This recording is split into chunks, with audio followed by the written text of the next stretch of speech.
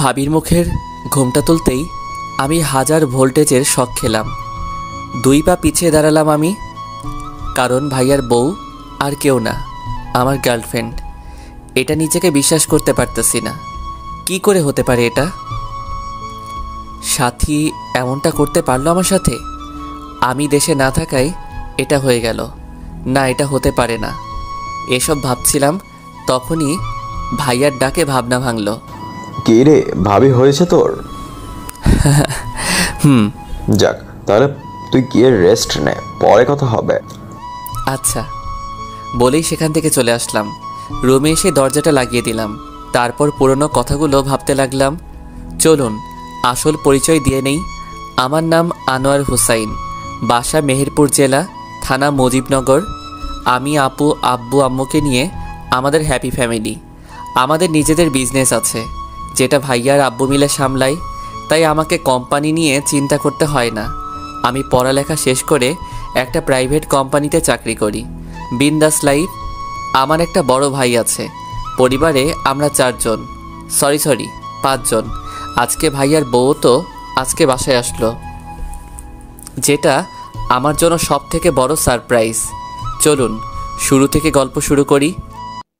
আমার ঘরে 2টা ষাঁড় বড় হয়েছে, একটারও বিয়ে করার নাম নাই। আমাকে এই বয়সে রান্না করে খাওয়াতে হয় এগুলো রে। আমি আর পারবো না কাউকে রান্না করে খাওয়াতে। সকালবেলায় আরামে ঘুমাচ্ছিলাম, তখনই আম্মুর এমন কথা কানে আসলো। বুঝতে বাকি রইল না ভাইয়াকে কথা শোনাচ্ছে। এখন উঠলে আমাকেও কথা শুনতে হবে, তাই চুপচাপ শুয়ে রইলাম। কিছুক্ষণ পর হঠাৎ ভাইয়া রুমে আসলো। ওই হোসাইন, ওই থামরা। কি হলো, চেঁচাচ্ছ কেন? তুই বিয়ে করিস না বলে আমাকে এত কথা শোনায় প্রতিদিন। আগে এটা বলো, বড় তুমি না আমি? আমি বড় তো কি হয়েছে? তুই বিয়ে করলে তো বাসায় একটা বউ চলে আসবে, তাই না? যাও গিয়ে তুমি বিয়ে করো। হোসাইন, লক্ষ্মী ভাই আমার, একটা বিয়ে কর প্লিজ। পাবনা দিয়ে বিয়ে করো, কাজে দিবে। দেখ, তুই বিয়ে করলে একটা নতুন বউ চলে আসবে, আর সকাল সকাল আমুর বকা শোনা লাগবে না। Please please. Sorry, I can't help it. তোরে বলা আর শয়তানকে বলা একই। নিজে বিয়ে করার নামের নাম নাই, আমাকে আসছে বিয়ে করতে বলার জন্য। বিছানা থেকে উঠে গিয়ে ফ্রেশ হয়ে অফিসের জন্য রেডি হয়ে নিলাম। রেডি হয়ে নিচে চলে আসলাম। এসে দেখি ভাইয়া আর আব্বু নাস্তার টেবিলে গালে হাত দিয়ে বসে আছে। আম্মু সোফায় বসে বসে রাগী মুখ নিয়ে টিভি দেখতেছে। আব্বু হাতের ইশারায় বোঝালো আম্মু রেগে আছে। আমার কলিজার আম্মুটা কই রে? আম্মু একবার আমার দিকে তাকিয়ে আবার টিভি দেখায় মনোযোগ দিল। আম্মু নাস্তা দাও, অফিসে যেতে হবে। অর্ডার করবি না, যা গিয়ে বিয়ে করে নে, নিজের বউকে অর্ডার দে। আমি ওই বয়সে তোদের মতো ষাঁড়দের আর রান্না করে খাওয়াতে পারবো না। বিয়ে করে ফেললে তোমার চাকরি তো চলে যাবে, তখন আবার আমাকে বা ভাইয়া দোষ দিতে পারবে না। মানে আমার আবার কিসের চাকরি? এই যে আমাদের 3 জনকে রান্না করে খাওয়ানোর চাকরিটা। বিয়ে করে বউ নিয়ে আসলে তোমার চাকরি তো চলে যাবে। লাগবে না আমার এমন চাকরি। ওকে, তাহলে ভাইয়াকে বিয়ে করিয়ে নেই, তারপর তোমাকে বৃদ্ধাশ্রমে দিয়ে আসবো। কারণ ভাইয়া বিয়ে করে ফেললে তোমাকে দিয়ে আর কি কাজ বলো? কি বললি তুই? যদি আব্বু তোমাকে রাখতে চায় তাহলে থাকতে পারো, না হলে তোমার আর কি কাজ আছে বলো? আব্বু তুমি কি বলো? এই বয়সে বউ দিয়ে কি করব? তবে তোদের বিয়ের পর যদি আমার বৌমাদের রান্নার যদি কোনো হেল্পার লাগে, তাহলে তোর মাকে চাকরিটা দিয়ে দিস। ওকে, তখন ভেবে দেখবো। আম্মু তুমি কোনটা বলো? বিয়ে করে নে, তারপর বলবি। ওকে, তাহলে আমি এখন যাই বলেই বেরিয়ে আসতে লাগলাম। হোসাইন রাখো, আমিও আসতেছি। আমাকে ঘূর্ণিঝড়ের হাতে ফেলে চলে যাচ্ছিস তোরা? রাখ, আমিও আসতেছি। জানি এখন বাসায় থাকলে ঝাঁটার পিঠা খেতে হবে, তাই ঝড় আসার আগে চলে আসলাম। সোজা চলে গেলাম অফিসে, গিয়ে কাজ করতে লাগলাম।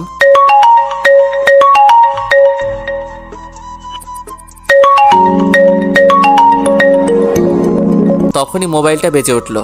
তাকিয়ে দেখি আর কেউ না, আমার গার্লফ্রেন্ড সাথীর ফোন। সাথীর বাবা মা কেউ নেই, একটা ছোট বোন আছে এই দুনিয়ায়। আর যদি কেউ থাকে সেটা বলতে গেলে আমি। ও খুব কিউট একটা মেয়ে, কিন্তু ওর ছোট বোনকে আমি এখনও দেখিনি, কারণ মাস 2-1 হলো আমাদের রিলেশনের। এসব চিন্তা বাদ দিয়ে ফোনটা রিসিভ করলাম। তুমি কি বিজি খুব? না, কেন? তাহলে কালকে বিকেলে আমার সাথে দেখা না করে কোথায় গিয়েছিলে? কালকে বিকালে তো বিয়ে করতে গিয়েছিলাম। কেন, তুমি জানো না? তা আজকে কি দেখা করা যাবে? ম্যাডাম ডেকেছে, আমি না এসে পারি? থাক, আর ঢং করতে হবে না। তা এখন আসতে পারবে একটু? কোনো জরুরি কাজ আছে নাকি? না, তেমন কিছুই না, শুধু তোমাকে দেখতে মন চাইতেছে। 5টায় পার্কে এসো, তখন মন ভরে দেখে নিও। এখন মাত্র আসলাম, আবার যদি এখনই চলে যাই তাহলে চাকরিটা আর বাঁচানো যাবে না। ওকে, বাই বেবি। আমি আবারও কাজে মন দিলাম। 5টায় অফিস শেষ হওয়ার পরে সোজা চলে গেলাম। গিয়ে দেখি সাথী ওর সাথে একটা মেয়ে নিয়ে বসে আছে। আমি স্বাভাবিকভাবেই গিয়ে বসলাম। হুসাইন, তোমাকে বলেছিলাম না আমার বোনের কথা? ওই হলো আমার ছোট বোন সুমনা আক্তার জান্নাত, সবাই জান্নাত বলে ডাকে। হাই। হ্যালো। তা কি নামে ডাকবো আপনাকে? মানে দুলাভাই না নাম ধরে? আমাকে নাম ধরে ডাকলেই খুশি হব। ওকে হুসেন ভাইয়া, তাহলে আপনারা কথা বলেন, আমি এখন আসছি। কি হলো, জান্নাত চলে গেল কেন? বাজে কয়টা? আগে এটা দেখো। 5:40 কেন? তুমি 5টায় আসবে বলেছিলে, আর এখন বাজে 5:40। আর জান্নাতের 6টা থেকে ডান্স ক্লাস আছে, তাই চলে গেছে। ও সরি, আসলে বের হতে একটু দেরি হয়ে গিয়েছে। ওকে, তা কি খাবে বলো? তুমি যা খাবে আমিও তাই খাবো। ওকে। কিছুক্ষণ সাথীর সাথে কথা বলে বাসায় চলে আসলাম। বাসায় আসতেই দেখি ভাইয়া আর আব্বু গালে হাত দিয়ে সোফায় বসে আছে। কি হলো, এভাবে গালে হাত দিয়ে বসে আছো কেন তোমরা? দুইটা ব্যাড নিউজ আছে তাই। তা কি কি শুনি? প্রথমত, আজকে বাসায় কিছুই রান্না হয়নি, মানে না খেয়ে থাকতে হবে। আরেকটা, আমাদের দাদু পরশুদিন নাকি আসবে, গ্রামে নাকি ঘোরা শেষ, তাই পরশুদিন আসবে।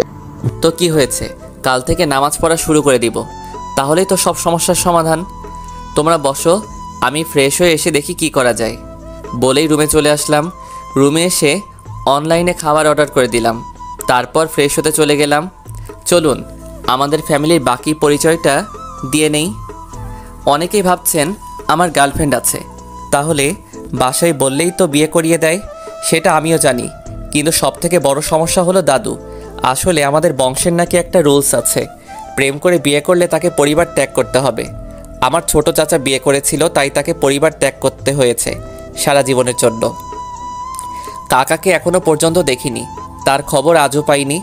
আর পরিবারের যেই এই রুলটা ভাঙবে তাকেই পরিবার ছাড়তে হবে, আর আমি পরিবার ছাড়া বাঁচতে পারবো না, তাই চুপচাপ পড়ে থাকাই ভালো। আসলে কাকাকে দাদু না দাদা বের করে দিয়েছিল। দাদুর মনটা অনেক নরম। দাদাভাই মাস 6 আগেই মারা গেছে। দাদু বাসায় থাকলে সবাইকে সুন্দর করে চলতে হয়, তাই দাদু আসার আগেই সব ঠিক হয়ে যেতে হবে। আমার আব্বু আম্মু যদিও আমাদের জেনারেশনটাকে বুঝতে পারে, কিন্তু দাদুর উপরে কথা বলার কেউ নেই বাসায়, তাই বাসা ছেড়ে থাকার চেয়ে চুপচাপ বাসায় থাকাই ভালো। ভাবতেছেন এগুলো বললাম কেন? হারে পাঠক পাঠিকারা, আপনারা গল্পের সাথে থাকেন, এগুলো কাজে দেবে, তাই বললাম। চলুন গল্পে ফিরি। ফ্রেশ হয়ে নিচে গিয়ে দেখি এখনও বসে আছে। আম্মুও এখানেই বসা। আব্বুকে ইশারা করলাম আম্মুর রাগটা ভাঙাতে। আব্বু মাথা নেড়ে না বলে দিল। কি আর করার, তাই আমি আম্মুর কাছে গিয়ে কোলে শুয়ে গেলাম। কি হলো, আমার কোলে শুলি কেন? বিয়ে করার আগ পর্যন্ত তোমার কোলেই থাকবো, বউ চলে আসলে তখন আর তোমাকে লাগবে না। আমি তো আছি তোদের ফয়দার জন্য।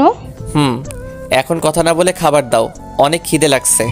আমি আর কাউকে রান্না করে খাওয়াতে পারবো না। ও ভালো কথা, ভাইয়া বিয়ে করবে বলে রাজি হয়ে গেছে। ভাইয়ার দিকে তাকিয়ে চোখ টিপ দিয়ে ইশারায় সায় দিতে বললাম। তোমরা মেয়ে দেখতে থাকো। ওকে, তাহলে তোরা বস, আমি রান্না করতে গেলাম। ভাইয়া আমার দিকে চোখ গরম করে তাকালো। বুঝলাম ভাইয়া রেগে আছে আমার উপর। আম্মু আজকে রান্না করার দরকার নাই, অনলাইনে অর্ডার করে দিয়েছি, এখনই চলে আসবে। ওকে, তা তোর কোনো পছন্দ আছে নাকি? ভাইয়া মাথা নেড়ে না করলো। ওকে, তাহলে আমি মেয়ে দেখতে থাকি। চিপাই পড়ে ভাইয়া হ্যাঁ বলল। তারপর খাওয়া দাওয়া করে রুমে চলে গেলাম। কিছুক্ষণ পর ভাইয়া আসলো রুমে। ওই, তুই আমার নাম নিতে গেলি কেন? এখন তুই সত্যি ধরে বিয়ে করে দেয়? আম্মু মেয়ে দেখতে থাকো আর আমি বিয়ে ভাঙতে থাকবো। কিভাবে? সেটা তোমার না জানলেও চলবে, এখন যাও গিয়ে ঘুমিয়ে পড়ো। ওকে বলেই বেরিয়ে গেল। তারপর ঘুমিয়ে গেলাম আরামে। এভাবে কিছুদিন চলে গেল। আম্মু ভাইয়ার জন্য মেয়ে দেখে আর আমি সেটাতে কাটি করে ভেঙে দেই। এভাবে চলছিল দিনগুলো। তখনই হঠাৎ একদিন অফিসে বসে কাজ করছিলাম, তখনই দারোয়ান এসে বলে গেল কোম্পানির এমডি স্যার ডাকতেছে। কি আর করার, তাই গেলাম ওনার রুমে। গিয়ে নক করতে ভিতরে আসার অনুমতি দিল। ভিতরে আরও কয়েকজন কলিগ বসে আছে দেখতে পেলাম। স্যার আমায় ডেকেছিলেন? হুসাইন, আসো, এসে বসো। Thanks sir. তো আপনাদের সবাইকে ডাকার কারণটা হলো আপনাদের সবাইকে মাসখানেকের জন্য আমাদের লন্ডনে থাকা অফিসে যেতে হবে। ওইখানে কিছু টেকনিক্যাল সমস্যার কারণে সব স্টাফ চাকরি ছেড়ে চলে গেছে, আর আমার মতে আপনারাই পারবেন ওই অফিসটাকে চালাতে। আমি মাসখানেকের ভিতরে ওইখানের সব সমস্যার সমাধান করে দিতে পারবো, কিন্তু এই 1 মাস আপনারা ওইখানে থেকে আমার অফিসটাকে চালিয়ে নিয়ে যেতে হবে। সো কে কে রাজি আছেন বলবেন একটু? সবাই হাত তুলল, তাই বাধ্য হয়ে আমাকেও তুলতে হয়েছে।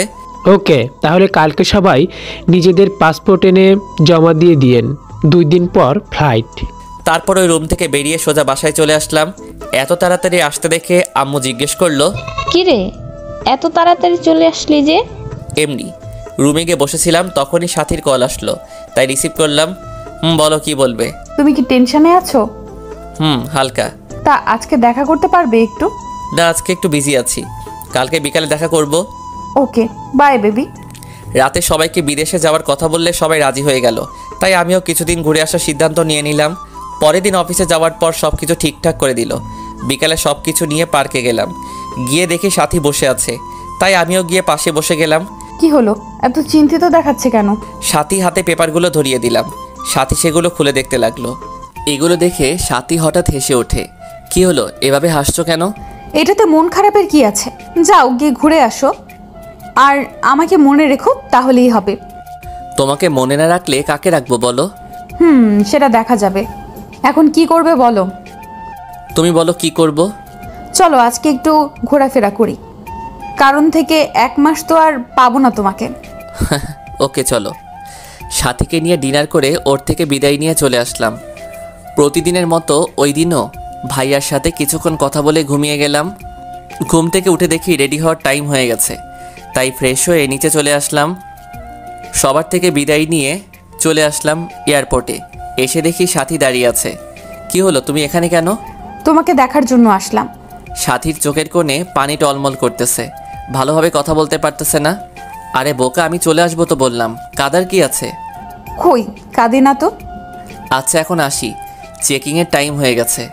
ভালো থেকো আর নিজের খেয়াল রেখো। ওকে। তারপর চলে গেলাম এয়ারপোর্টের ভিতরে। রওনা দিলাম এক অচেনা জায়গায়। এখানে এসে আবার সেই কাজে বিজি হয়ে গেলাম। সারাদিন শেষে বাসায় আর সাথীর সাথে কথা বলিনি। এভাবে কেটে গেল 25 দিন। রাতে মোবাইল টিপতেছিলাম, তখনই ভাইয়া কল দিল, তাই রিসিভ করলাম। একটা গুড নিউজ আছে। কি গুড নিউজ? একটা মেয়েকে আজ পছন্দ হয়ে গিয়েছে। তাই নাকি? কে মেয়েটা? তুই আয়, তারপর বলবো। ওকে। তারপর ভাইয়াকে নিয়ে মজা করতে লাগলাম। হঠাৎ ভাইয়া আম্মুর সাথে কথা বলতে বলল। কি আর করার, তাই দিতে বললাম। আম্মু বলো কি বলবে? তুই আসবি কবে? 15 তারিখে। কেন মানে? আর 2 দিন পর কেন? তাহলে 17 তারিখে তোর ভাইয়ের বিয়ের তারিখ রেখে দিই। কোনটা বলিস? কি এত তাড়াতাড়ি? 100টা মেয়ে দেখার পর একটা মেয়ে পছন্দ হয়েছে, এটাতেও যদি লেট করি তাহলে দেখা যাবে এটাও ভেঙে গেছে। আমি তো কালকেই বিয়ে পড়িয়ে দিতাম, শুধু তুই নেই বলেই করাইনি। তুই 15 তারিখে আসলে 17 তারিখে বিয়ে, এটাই ফাইনাল। ওইদিকে আমি 2 দিন পার হওয়ার অপেক্ষা করতেছিলাম, আর এদিকে বাড়িতে ঝড়ের বেগে বিয়ের প্রস্তুতি নিচ্ছে। যাক, আজকে লাস্ট অফিস, কালকেই ফিরে যাব দেশে। ভাবতে কেমন লাগতেছিল। এসব ভাবছিলাম আর কফি নিয়ে অফিসের জানালা দিয়ে বাহিরে তাকিয়ে বৃষ্টির মজা নিচ্ছিলাম। বাহিরে প্রচুর বৃষ্টি, বাংলাদেশের কাল বৈশাখী ঝড়ের মতো। এমন সময় অফিসের ইনচার্জ সবাইকে মিটিং রুমে ডাকলো। মিটিংয়ে জানতে পারলাম আকাশের পরিস্থিতি খারাপ, তাই 17 তারিখ সকাল পর্যন্ত সব ফ্লাইট নাকি বন্ধ করে দেওয়া হয়েছে। 17 তারিখের বিকেল 5টার ফ্লাইটে দেশে ফিরতে হবে আমাদের সবাইকে। কথাটা শুনে মাথাটা চক্কর কেটে উঠল। বড় ভাইয়ার বিয়েতে থাকতে পারবো না, মনটা খারাপ হয়ে গেল। এখন ভাইয়াকে কি বলে বুঝ দিব? এসব ভাবতে ভাবতে বাসায় চলে আসলাম। ফ্রেশ হয়ে টিভি দেখতেছিলাম, তখনই আম্মু কল দিল।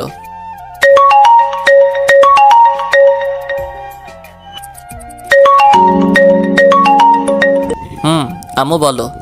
তোর ফ্লাইট কালকে ল্যান্ড করবে কয়টায়? এখানে আকাশের অবস্থা ভালো না, তাই আবহাওয়া অফিস থেকে 17 তারিখ সকাল পর্যন্ত সব ফ্লাইট বন্ধের ঘোষণা করে দিয়েছে। কি? তাহলে এখন কি হবে? কি আবার হবে, 17 তারিখের বিকেলের ফ্লাইটে আসতেছি। তোমরা তোমাদের কাজ করে যাও। তারপর অনেক কষ্টে সবাইকে মানালাম, কারণ বিয়েতে সবাইকে ইনভাইট করা হয়ে গেছে। এখন ডেট পিছিয়ে দেওয়া অসম্ভব, তাই তারিখ অনুযায়ী বিয়ে হবে বলে দিলাম। সাথীকেও কথাটা জানিয়ে দিলাম। তারপর দিলাম একটা আরামের ঘুম।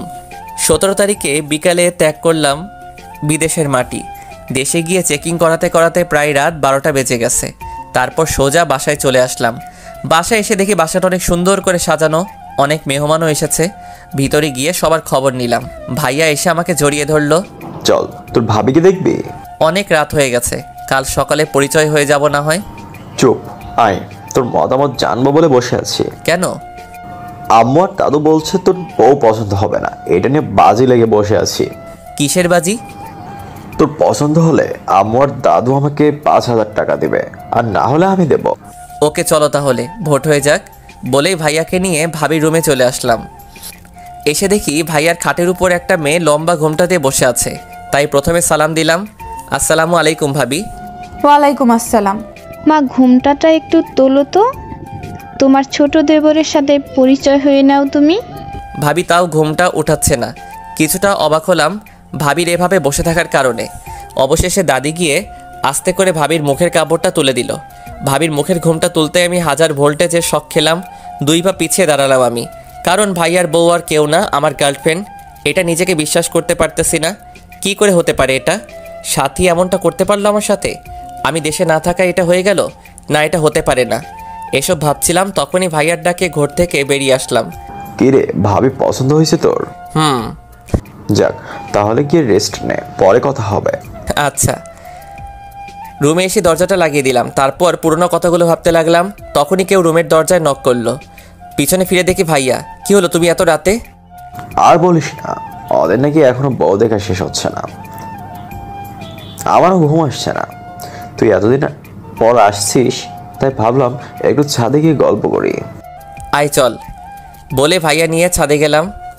ছাদে দাঁড়িয়ে দাঁড়িয়ে আমি সাথীর কথা ভাবছিলাম। তখনই ভাইয়া বলে উঠলো, আচ্ছা, এবার তো তোর বিয়ের পালা, তা বিয়েটা কবে করবি? করব, মনের মতো মেয়ে পেয়ে গেলে। তাই নাকি? তা তুমি এই মেয়েকে পেলি কোথায়? তোকে একটা কথা বলবো, সেটা আবার যেন তুই দাদুকে শুনিস না। বলবো না, বল। ভাইয়া যেটা বললো সেটা শোনার জন্য আমি মোটেও প্রস্তুত ছিলাম না। শোন, সাথীকে, ও তোর ভাবির নাম সাথী। এবার শোন, সাথীকে 3 মাস ধরে একজন আরেকজনকে ভালোবাসি। কি? এটা শুনে আরেকটা শক খেলাম। আমার বিয়ের জন্য মেয়ে দেখছিল যখন, তখন আমি একটা ঘটককে কিছু টাকা দিয়ে সাথীকে বিয়ের প্রস্তাব পাঠাই। তারপর আর কি, যা হবার তার তো হয়েই গেল। এখন আমার ভালোবাসার মানুষটাই আমার বউ। এবার বলো কেমন খেললাম খেলাটা? সুপার। কিন্তু তুই যে আগে থেকে প্রেম করতি, আমাকে একবারও বললি না। পাগল, এই কথা যদি ভুলেও লিক হতো তাহলে দাদু আমাকে বাড়ি ছাড়া করতো। ও, তাহলে শেষমেশ বিয়েটা করেই ফেললি? এমন চান্স মিস করে কেউ? কংগ্রেস। কিরে, তোরা দুইজন কি করছিস এত রাতে এখানে? এই তো হোসাইনের সাথে গল্প করছি। বৌমা রুমে একা একা, যা নিচে যা। আর হুসাইন, তোকে খাওয়ার জন্য তোর আম্মু ডাকতেছে। ভাইয়া যাও, নিচে যাও। আচ্ছা। তুই খেতে যাবি না? তুমি যাও, আমি একটু পরে আসতেছি। বাতাসটা ভালোই লাগতেছে। ওকে। এতক্ষণ চোখের পানিগুলো আটকে রেখেছিলাম, কিন্তু এখন আর পারিনি। পুরনো সব কথা মনে পড়তে লাগলো, আর চোখের পানি পড়তে লাগলো। তখনই ভাইয়ার বলার কথাটা মনে পড়ে গেল। ওদের মাঝে 3 মাস ধরে রিলেশন। কি করে হতে পারে? তাহলে আমার সাথেও 3 মাস ধরে রিলেশন কি করে হতে পারে? এটা না, কিছুতেই ভাবতে পারতেছি না। সব কথার ক্লিয়ার হবে জান্নাতকে পেলে। তাই ফেসবুকে ঢুকে জান্নাতকে খুঁজে বের করলাম। জান্নাত শুধু ফেসবুকেই অ্যাড আছে, এমনিতে নাম্বার নেই আমার কাছে। তারপর একটি পে কল দিলাম। রিং হওয়ার কিছুক্ষণ পরে জান্নাত ফোন ধরলো। কি খবর জান্নাত, কেমন আছো? এই তো ভালো ভাইয়া, আপনি কেমন আছেন? এই তো ভালো। তা তোমার আপু কই? আপুর তো বিয়ে হয়ে গেছে, আপনি জানেন না? জানি। তা তুমি কোথায় এখন? দুলাভাইদের বাড়িতে। আমার সাথে একটু দেখা করতে পারবে? কখন? কালকে ভোর সকাল 5টায়। এত সকালে কিভাবে বের হবো বাসা থেকে? তোমাকে বাসা থেকে বের হতে হবে না, সকালে আমাকে মেসেজ দিও, তারপর বলবো তোমাকে কোথায় আসতে হবে। বলেই ফোনটা কেটে দিলাম। টেনশনে কান্নাও আসতেছে না, আগে সব কিছু ক্লিয়ার হতে হবে, তার আগে কিছুই বলা যাবে না। তারপর নিচে গিয়ে ফ্রেশ হয়ে খাওয়া দাওয়া করে শুয়ে শুয়ে ভাবতে লাগলাম সাথী কেন করলো এরকম। এসব ভাবতে ভাবতে কখন যে ঘুমিয়ে গেলাম তা মনে নেই। ঘুম ভাঙলো ফোনের আওয়াজে, তাকিয়ে দেখি জান্নাতের কল, তাই উঠে তাড়াতাড়ি কলটা রিসিভ করলাম। ভাইয়া ঘুমাইতেছেন নাকি? না, বলো কি বলবে? আপনি না বললেন কি বলবেন? ও, তা তুমি একটু কষ্ট করে তোমার দুলাভাইয়ের বাসার ছাদে আসো। কেন? কথা আছে, আসো তাড়াতাড়ি। বলেই ফোনটা কেটে দিলাম। কিছুক্ষণ পর হঠাৎ রুম থেকে কারোর পায়ের শব্দ পেলাম। বুঝতে পারলাম জান্নাত ছাদে যাচ্ছে। তাই দেরি না করে আমিও মুখটা ধুয়ে ওর যাওয়ার কিছুক্ষণ পর আমিও ছাদে উঠলাম। জান্নাত নিচের দিকে তাকিয়ে আছে ছাদের রেলিং ধরে। হয়তো কেউ নিচ থেকে উপরে উঠে কিনা তা দেখতেছে, তাই আমি গিয়ে আস্তে করে ওর কাঁধে হাত রাখতেই ও কেঁপে ওঠে পিছনের দিক ফিরে। আরে ভাইয়া আপনি আসলেন কখন? এই তো এখনই। ও, তা কিসের জন্য ডেকেছিলেন? তোমাকে কিছু কথা জিজ্ঞেস করার জন্য। বলুন। আচ্ছা, তোমার আপু তোমাকে আমার সম্পর্কে কি বলেছে? আপনি নাকি আপুর সাথে রিলেশন রাখতে চান না বলে ব্রেকআপ করিয়েছিলেন। তারপর নাকি আপনি দেশের বাইরে চলে গেছেন। তারপর আপু ঠিক করলো বিয়ে করবে। তারপর আর কি, সব নিমিষেই হয়ে গেল। ও আচ্ছা, আপনি আমার আপুকে এভাবে ধোকা দিলেন কেন? কে কাকে ধোকা দিয়েছে সেটাই তো বুঝতে পারতেছি না। মানে? সেটা তুমি বুঝবে না। তা তোমার দুলাভাইরা কয় ভাই? শুনেছি 2 ভাই। ও, তা তোমার দুলাভাই কি ছোট না বড়? পরিবারের নাকি বড় ছেলে। ও, তা তোমার দুলাভাইয়ের ছোট ভাইকে কখনো দেখেছো? না, শুনেছি গত রাতে নাকি ফিরছে, কিন্তু সারাদিন অনেক ক্লান্ত থাকাই ঘুমিয়ে গিয়েছিলাম, তাই আর দেখা হয়নি। ও, তাহলে সকালে নাস্তার টেবিলে তো নিশ্চয়ই দেখা হবে, তাই না? কি জানি। ও হ্যাঁ, আরেকটা কথা, সকালে নাস্তার পরে আবার এখানেই আসবে। আর নাস্তার টেবিলে যা দেখবে তা চুপচাপ শুধু হজম করবে। কি বলেছি বুঝেছো? মানে নাস্তার টেবিলে কি হয় তা শুধু দেখবে, আর নাস্তা করার পর এখানে আসবে, বুঝেছো? এখন যাও। আচ্ছা। আমি নিজেই বুঝতেছি না কি হচ্ছে আমার সাথে, মাথাটা ঘুরতেছে আমার। রুমে গিয়ে ফ্রেশ হয়ে নিলাম। তারপর বসে বসে আবার ভাবতে লাগলাম কি হচ্ছে আমার সাথে, বা কেনই হচ্ছে আমার সাথে। সাথী কি আমার উপর প্রতিশোধ নিতে চাইতেছে নাকি অন্য কিছু? সাথী কি জানতো না যে আমার ভাইয়া ওর স্বামী? না, এটা হতে পারে না, কারণ আমি আমাদের বাসার সবার ছবি ওকে দেখিয়েছি। তাহলেও এমনটা করলো কেন? সাথী ভাইয়ার সাথেও 3 মাস ধরে রিলেশন চালাচ্ছে, আবার আমার সাথেও। এটা হয় কি করে? এসব চিন্তা করতে করতে কখন সে নাস্তার সময় হয়ে গেল তা নিজেও জানি না। হঠাৎ আম্মুর ডাকে ঘোর কাটলো আমার। তাকিয়ে দেখে আম্মু দরজার সামনে দাঁড়িয়ে। কিরে, তুই এভাবে মন মরা হয়ে বসে বসে কি ভাবছিস? আম্মুকে কিছু একটা না বললে আম্মু সব বুঝে ফেলবে, তাই বলে দিলাম এই যে ভাইয়া বিয়ে করে ফেলেছে, এটা নিয়ে মন খারাপ। কেন, বিয়ে করায় মন খারাপের কি আছে? এই যে ভাইয়া বিয়ে করায় এখন সকাল সকাল তোমার ওয়াজটা শুনতে পাই না, এটা ভেবেই মনটা খারাপ হয়ে আছে। দূর পাগল, আয় খেয়ে যা, সবাই তোর জন্য অপেক্ষা করছে। তুমি যাও, আমি আসতেছি। ওকে। আমি মুখটা ধুয়ে নিজেকে স্বাভাবিক করে নিচে চলে গেলাম। নিচে এসে দেখি সবাই নাস্তার টেবিলে বসে গল্প করতেছে, আর সাথে কিচেনে আমুর সাথে, আর জান্নাত মাথা নিচের দিক দিয়ে মোবাইল টিপতেছে। ভাইয়া দেখতেই আমাকে ডাক দিল। আরে হোসাইন, আয় আয়, তোর জন্য অপেক্ষা করছিলাম। আমি মাথা নেড়ে বললাম, আর সাথীর চেহারা রিয়াকশনটা দেখতে লাগলাম। সাথী স্বাভাবিকভাবেই ওর কাজ করে যাচ্ছে, আর এদিকে জান্নাত আমাকে দেখতেই চোখগুলো টিউবলাইট হয়ে গেল।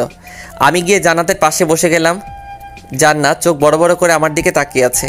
টেবিলে বসতে সবাই নাস্তা করতে শুরু করলো, কিন্তু জান্নাত আমার দিকে এখনও চোখ বড় বড় করে তাকিয়ে। কি হলো জান্নাত, খাচ্ছ না কেন? একদম আস্তে করে বললাম, যেন জান্নাত ছাড়া কেউ শুনতে না পায়। আরে জান্নাত, তোমাদের তো পরিচয় করানো হয়নি। জান্নাত ও আমার ছোট ভাই হোসাইন, আর হোসাইন ও হলো জান্নাত, তোর ভাবির একমাত্র ছোট বোন। হাই। হ্যালো। খাওয়া দাওয়া শেষ করে আমি ছাদে দাঁড়িয়েছিলাম, তখনই পিছন থেকে কেউ কাশলো। তাকিয়ে আমি অবাক হয়ে গেলাম। পিছনে ফিরতেই দেখি সাথী, তাই স্বাভাবিক হয়ে বললাম, আরে ভাবি আপনি এখানে? একটু ছাদে আসলাম তোমার ভাইয়ার সাথে। তাকে দেখি ভাইয়াও আসছে। ও, তাহলে তোমরা থাকো, আমি আসি। কিরে, কোথায় যাচ্ছিস? নিচে যাচ্ছি। আসলি কখন যে আবার চলে যাচ্ছিস? হারছিলাম, কিন্তু তোমাদের রোমান্সের সময় বাধা দিয়ে লাভ নেই। ধর বোকা, আয়। থাক, আর পাম দিতে হবে না। এনজয় বস। ভাইয়াকে কিছুই বুঝতে দিলাম না, কারণ এসবে ভাইয়াকে জড়িয়ে লাভ নেই। যা হবে তা আমি নিজেই দেখে নিব। এসব ভাবতে ভাবতে রুমে চলে আসলাম। এসে রুমে ঢুকে দাঁড়িয়ে ভাবতে লাগলাম সব কিছু। হঠাৎ কারো পায়েলের আওয়াজ পেলাম। তাকে দেখে জান্নাত ছাদের দিকে যাচ্ছে, তাই ডাক দিলাম, জান্নাত কোথায় যাও? আপনি না বললেন সাথে যেতে, তাই সাথে যাচ্ছি। ছাদে যাওয়ার দরকার নেই, এদিকে আসো। এটা কি আপনার রুম? রুমটা নজর বুলিয়ে দেখতে লাগলো। আচ্ছা কি হচ্ছে এসব? আমি তো কিছুই বুঝতেছি না। আমি নিজেই বুঝতেছি না তোমাকে কি বলবো।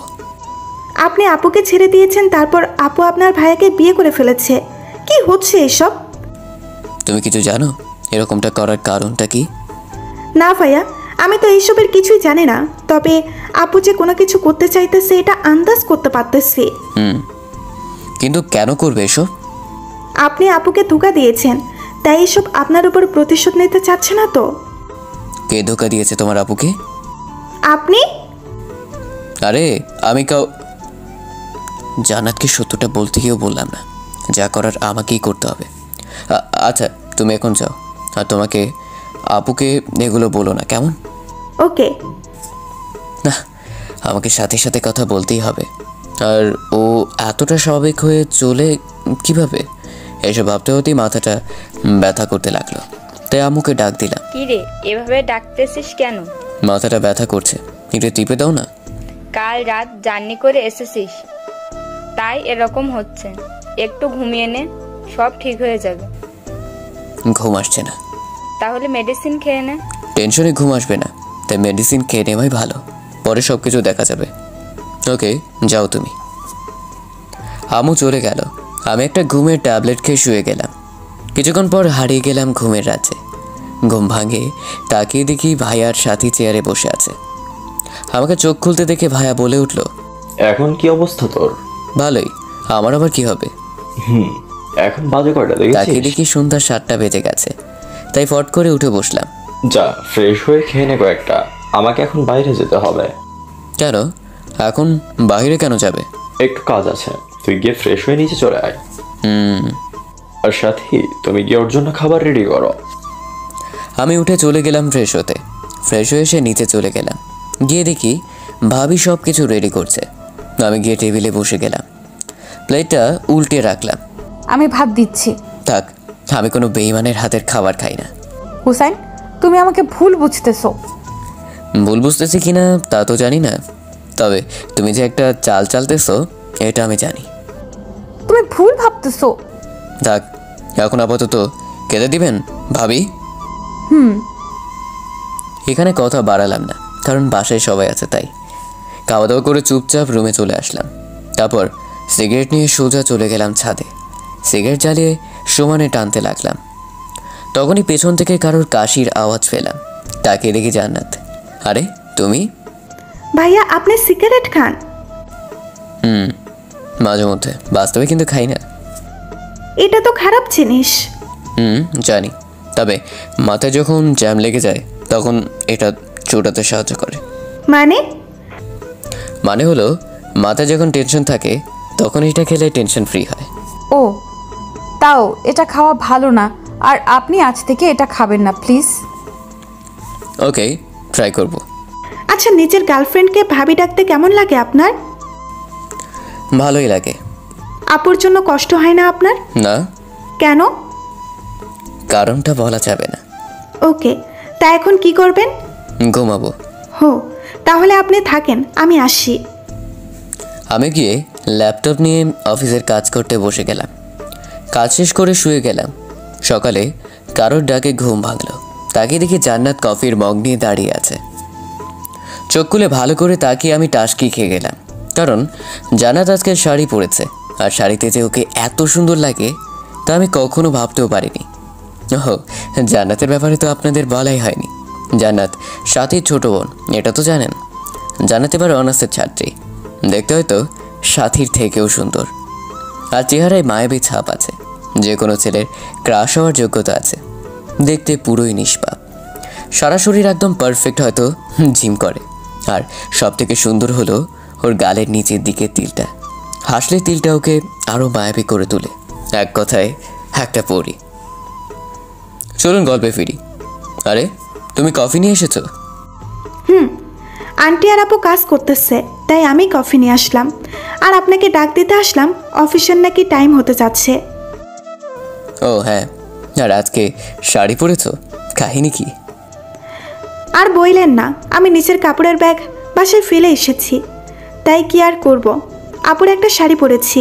ও ওকে, আমি আসি। আমি রেডি হয়ে অফিসে চলে গেলাম। অফিসে কাজ করছিলাম, তখনই ফোন আসলো। তাকে দেখি আব্বু। কি হলো আব্বু, ফোন দিয়েছো কেন? তুই কি বেশি বিজি নাকি? না, কেন? আমাদের অফিসে আয়, একটু কাজ আছে। কেন, কোনো সমস্যা? না, আয় একটু। যাক, কি আর করার। তাই গেলাম অফিসে। গিয়ে ভিতরে ঢুকে অবাক হয়ে গেলাম। ভাবি, ভাই আর আব্বু অফিসে এসে বসে আছে, আর আমাদের অফিসটা ভালো করে সাজানো হয়েছে। কি হলো ভাইয়া, আজকে কোনো অনুষ্ঠান আছে নাকি? আজকে তোর ভাবিকে অফিসের সবার সাথে পরিচয় করিয়ে দিব। তা আমাকে ডাকার কারণটা কি? এখানে তুই না থাকলে হয় নাকি? আমার অনেক কাজ আছে, আমি গেলাম। চুপ বসে থাক এখানে, আর অনুষ্ঠান শেষ হলে যাবি একেবারে। ওকে। তারপর আর কি, সবাইকে ডেকে পরিচয় করিয়ে দিল। তারপর সবাইকে অফিসে লাঞ্চ করানোর আয়োজন করানো হলো। খাওয়া দাওয়া শেষ করানোর পর আমি গিয়ে চেয়ারে বসে রইলাম। কিছুক্ষণ পর ভাইয়ের আব্বু এসে আমার সামনে দাঁড়ালো। কি হলো, এবার সামনে এসে দাঁড়ালে কেন? তোকে ছোট একটা কাজ করতে হবে। তোমাদের এভাবে দাঁড়ানো দেখে বুঝে ফেলেছি কিছু একটা করতে হবে। তা বলে ফেলো, কি করতে হবে? তুই একটু তোর ভাবিকে বাসায় পৌঁছে দিয়ে তুই সেখান থেকে তোর অফিসে চলে যাস। তোর মাথা ঠিক আছে? আমাকে তাড়াতাড়ি অফিসে ফিরতে হবে। আরে আমরা তোর বসকে ফোন দিয়ে বলে দিয়েছি তোর যেতে একটু দেরি হবে, তাই যাওয়ার সময় একটু নামিয়ে দিয়ে যাস। তোর বউকে তুই নামিয়ে দিয়ে আয় গিয়ে। আরে এমনিতে বিয়ের কারণে অনেক কাজ জমে আছে, তাই প্রেশারটা একটু বেশি। আর এমনিতেও তুই তোর ভাবির সাথে পরিচয় হসনি, তাই যেতে যেতে পরিচিত হয়ে নিবি। আর ওকে একটু নামিয়ে দিয়ে তুই চলে যাবি। বউ তোমার, তুমিই গিয়ে চিনো, আর আমার এত পরিচয় হয়ে লাভ নেই। পরিচয় হওয়া লাগবে না তোর, সাথীকে বাসায় নামিয়ে দিয়ে যাস, তাহলেই হবে। ওকে, এই একটা চান্স সাথীর সাথে সরাসরি কথা বলার, তাই রাজি হয়ে গেলাম। আমি নিচে গিয়ে গাড়িতে বসেছিলাম। কিছুক্ষণ পর ভাবেও গাড়িতে এসে বসলো। তারপর গাড়ি চালাতে লাগলাম। আর কোথায় থেকে শুরু করব ভাবছি। তা বিবাহিত জীবন কেমন লাগছে? ভালোই। আমার কিছু প্রশ্নের উত্তর দিবে? বলো, কি জানতে চাও? গাড়িটা একটা সাইড করে রাখলাম। আচ্ছা, তুমি এই বিয়েটা কেন করলে, তাও আবার আমার ভাইকে? হুসেন, আমি জানতাম না যে ও তোমার ভাই। কেন, আমি তোমাকে আমার ফ্যামিলি ফটো দেখাইনি? আর তুমি তো আমার ভাইকে আগেও দেখেছো। আমরা যে ব্যাচেলার পার্টিটা দিয়েছিলাম, তখন সবার সাথেই তো ভাইয়ের পরিচয় করিয়ে দিয়েছিলাম। আর ওখানে তো তুমিও ছিলে, তাই না? কিন্তু তখনকার কথা তো মনে ছিল না, আর বিয়েটা হঠাৎ করে হয়ে যাওয়ায় এত কিছু ভাবার সময় পাই নাই। বিয়েটা তাড়াতাড়ি হয়ে গেছে? কয়েকদিনে কি হয়ে গেল আমি কিছুই বুঝতে পারিনি। ও, তা তুমি আমাকে তো বলতে পারতে। এমনকি বিয়ের আগের দিন রাতেও আমি তোমার সাথে কথা বলেছি, তাই না?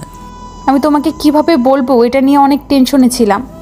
ও, তুমি আমাকে কথাটা বলতে পারছিলে না, বা কি কথাটাই না শোনালে? দেখো, আমি না চাইতেও সব কিছু হয়ে গেছে। আমি কিছুই জানতাম না, বিশ্বাস করো। বিশ্বাস? তাও তোমাকে? অসম্ভব। হুসেন, আমি চেয়েছিলাম তোমাকে, কিন্তু আমি পারিনি। সাথী প্লিজ, এসব মিথ্যা কথা বলা বন্ধ করো। আমি মিথ্যা বলতেছি এটা তোমার কেন মনে হলো? কারণ আমি সবই জানি সাথী, সো আমাকে মিথ্যা বলে লাভ নেই। মানে? আচ্ছা, আমাকে কিছু প্রশ্নের উত্তর দিবে সাথী প্লিজ? বলো। আচ্ছা, তুমি ভাইয়াকে বিয়েটা করতে না করলে না কেন? বললে না কেন তুমি অন্য কাউকে ভালোবাসো? আমি বলতে চেয়েছিলাম, কিন্তু পারিনি তখন। বিশ্বাস করো আমাকে হুসাইন। বলতে পারোনি কেন সেটাই তো জানতে চাইছি। আমি নিজেও জানি না তখন কেন যে বলতে পারিনি। দেখো সাথী, অনেক মিথ্যে বলেছো, আর বলো না প্লিজ। এখন তো সত্যিটা বলো প্লিজ। কিসের সত্যি বলবো? তুমি কেন করেছো এসব, আর আমাদের ভাইদের সাথেই কেন করছো? আমি আবার কি করলাম? হায় রে, ভোলা চেহারা জানো না কি করেছো? না, আমাকে বলে দিতে হবে। বলো, আমি শুনি। আচ্ছা, তোমাদের বিয়ের দিন রাতে আমি ভাইয়ের সাথে কথা বলেছিলাম, তখন ভাই আমাকে বলেছিল তোমাদের নাকি লাভ ম্যারেজ। সাথী মাথাটা নামিয়ে ফেললো, কি যেন ভাবতে লাগলো। তুমি ভাইয়ের সাথেও রিলেশন করেছো, আবার আমার সাথেও। প্লিজ একটু বলবে কেন এসব করেছো? কি দোষ ছিল আমার যেভাবে ঠকালে? আর কি মজা পেলে এটা করে? কেন খেলেছিলে আমার মনটা নিয়ে? তুমি একবার বললেও না বিয়েটা করে ফেললে। তা আবার আমার ভাইকে কি এমন কারণ যার জন্য তুমি এমনটা করছো? কেন করছো এসব? কি লাভ হবে তোমার, বলবে একটু? লাভ নেই এখানে, তবে আমার মনের জ্বালাটা মিটবে। মানে? তোকে তো আমি বোকা মনে করেছিলাম, কিন্তু তুই তো দেখি মহা চালাক। আমার সব কিছু 2 দিনেই বের করে ফেলেছিস। আমি চেয়েছিলাম কেউ জানার আগে তোদেরকে ফকির বানিয়ে ছেড়ে দেব, কিন্তু আফসোস তুই জেনে গেলি। মানে কি সাথী? আর তুমি আমাকে তুই বা তোকারি করছো কেন? আর কে তুমি? আমাদের ফকির বানাতে চাইছো? ও সরি, আমি আগে আমার পরিচয়টা দিয়ে নেই। আমি সাথী সরকার, পিতা ফারহান সরকার। আর আমি এতিম না, আমার বাবা মা আছে। মানে তুমি আমার ছোট চাচার মেয়ে? আমি তোমার ছোট চাচার মেয়ে। তাহলে তো ভালোই। তা তুমি আমাদের ক্ষতি করতে চাইছো কেন? কারণ তোরা আমাদের অনেক বড় ক্ষতি করছিস, তাই আমি তোদের সবাইকে রাস্তায় আনবো। আমরা তোমাদের কি ক্ষতি করেছি? কি ক্ষতি করনি তাই বলো। ছোট থেকে আমরা দাদা দাদুর আদর পাইনি, আর সব থেকে বড় কথা হলো আমার আব্বু আম্মুকে তোমরা সবাই মিলে অপমান করে বাসা থেকে বের করে দিয়েছো। দেখো, তখন তো আর আমরা ছিলাম না, আর যা করেছে দাদা করেছে, এতে আমাদের কি করার আছে? তোমাদের বংশের নাকি একটা রীতি আছে, প্রেম করলে বাসা থেকে বের করে দেয়। আর আমার বাবা প্রেম করে বিয়ে করেছিল, তাই ওনাকে বাবা মা থাকতেও এতিম হয়ে চলতে হয়েছে। বাবাকে আমি এখনো কাঁদতে দেখি, তাই আমি ঠিক করেছি তোদের পরিবারকে আমি রাস্তায় নামাবো। কেন? তোদের বংশের নাম আমি মাটিতে মিশিয়ে দেব, আর কোনো বাবাকে কাঁদতে দিব না।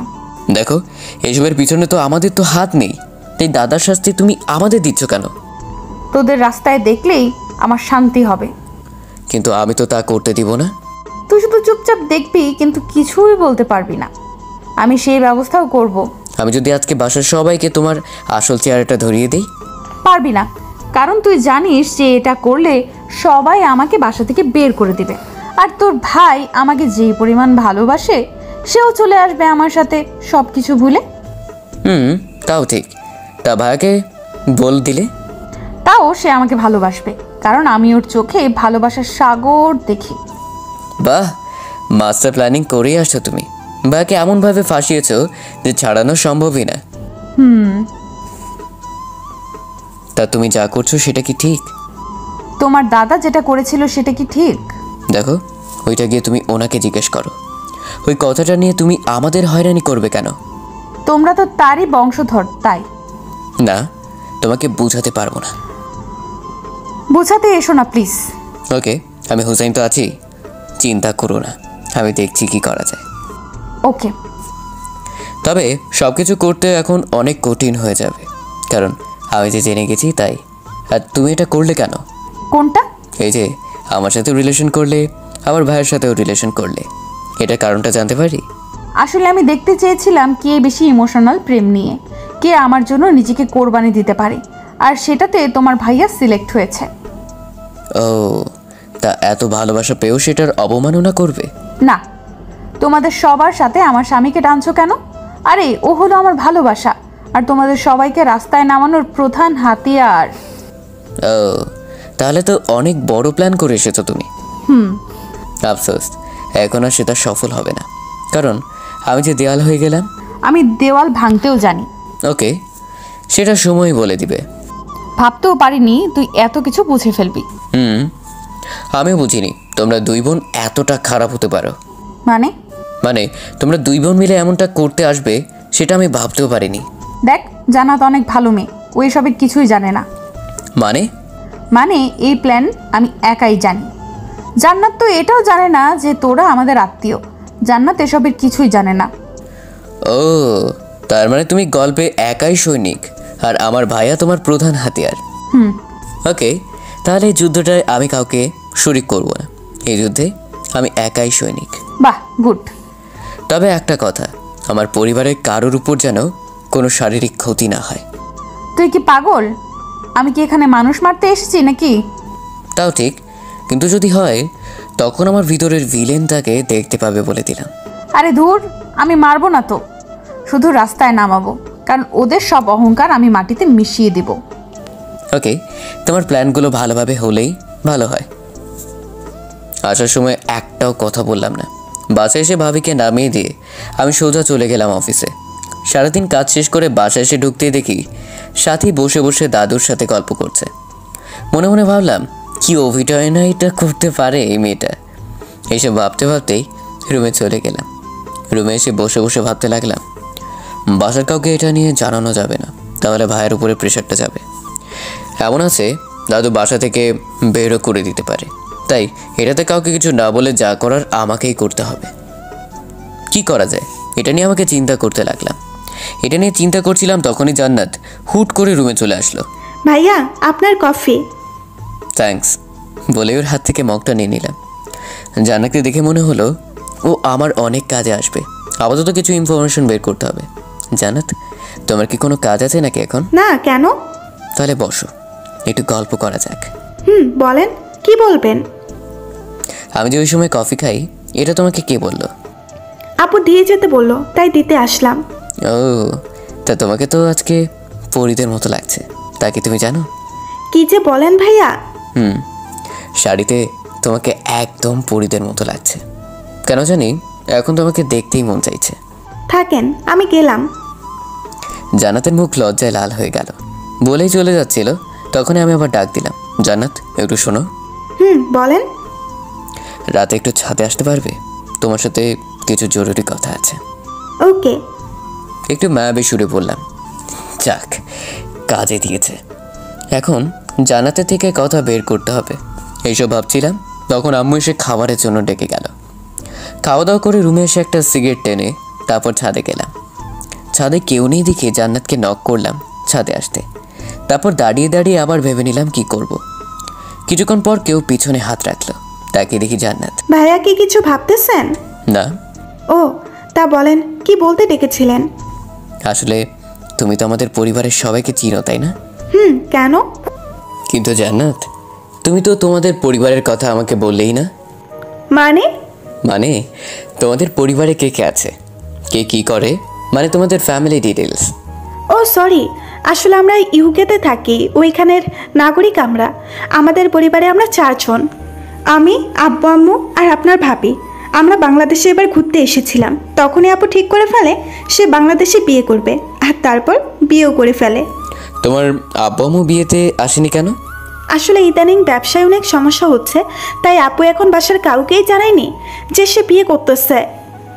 ব্যবসার সব সমস্যা মিটে গেল আপু আম্মুকে জানিয়ে দেবে, আর আপাতত আমাকেও বলতে না করেছে।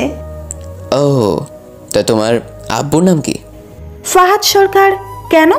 না, এমনি। আসলে আমি তো কখনো জানতাম না তোমাদের ব্যাপারে, তাই আজকে একটু জেনে নিলাম আর কি। ও আচ্ছা, তোমাদের কোম্পানির নাম কি? Group of company. ও ভালো। তা তুমি কি ইউকেতেই ফিরে যাবে নাকি? না, আপাতত দেশেই আছি। আব্বু আম্মু আসলে ওনাদের সাথে দেশে ফিরবো। ও, তাহলে তো ভালোই। আচ্ছা, তা আপনি এখন কি করবেন? কি করব মানে? সাথী জান্নাতকে সব বলে দেয়নি তো? মানে এখন কি সিঙ্গেল থাকবেন নাকি মিঙ্গেল হবেন, কোনটা? ও, হাফ ছেড়ে বাঁচলাম। কি করবেন এখন? তোমার মতো একটা মেয়ে পেলে আবার মিঙ্গেল হয়ে যাব। ওকে, খোদা যেন আপনার আশাটা পূরণ করে। তারপর আরও কিছুক্ষণ জান্নাতের সাথে কথা বলে নিচে চলে আসলাম। রুমে এসে ফ্রেশ হয়ে শুয়ে শুয়ে কী করা যায় এটা ভাবতে লাগলাম। অনেক ভেবেচিন্তে একটা উপায় মাথায় আসলো। তারপর মনে মনে হাসতে লাগলাম। সাথী, তুমি যা করতে চাইছো আমি তোমাকে তার 4 গুণ ফিরিয়ে দেব। এইসব ভাবতে ভাবতেই ঘুমিয়ে গেলাম, কারণ কাল সকাল থেকে অনেক কাজ আছে। সকালে আম্মুর ডাকে ঘুম ভাঙলো, তাকে দেখি সকাল 6টা বাজে। কি হলো, এত সকালে ডাকলে কেন? তোর ফোন বাজতেছে। ও দাও বলেই ফোনটা ধরলাম। অফিসের বস ফোন দিয়েছিল, জরুরি অফিসে যেতে হবে। কি সমস্যা নাকি হয়েছে ডিলারদের সাথে, কি আর করার, তাই উঠে ফ্রেশ হয়ে চলে গেলাম অফিসে। সারাদিন অফিসের ঝামেলা শেষ করে বাসায় আসলাম। তারপর বসে বসে গান শুনছিলাম। তখনই মনে পড়লো তৌফিকের কথা। তৌফিক ইউকেতেই থাকে, আরও অনেক বড় একটা কোম্পানির ম্যানেজার, তাই যা করার ওকে দিয়েই করাতে হবে। তাই ফোনটা বের করে ফোন দিলাম ওকে। একবার রিং হওয়ার পর ফোনটা ধরলো। খিরে মামা, কি খবর? ভালো, তোর কি খবর? কি আর অবস্থা, চলতেছে দিন। শোন, তোকে একটা কাজে ফোন দিয়েছিলাম। কি কাজ? তোকে আমার কিছু ইনফরমেশন বের করে দিতে হবে।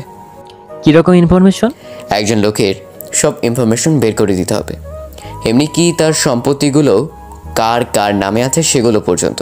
কি বলিস মামা, এটা তো অনেক বড় বিপজ্জনক কাজ।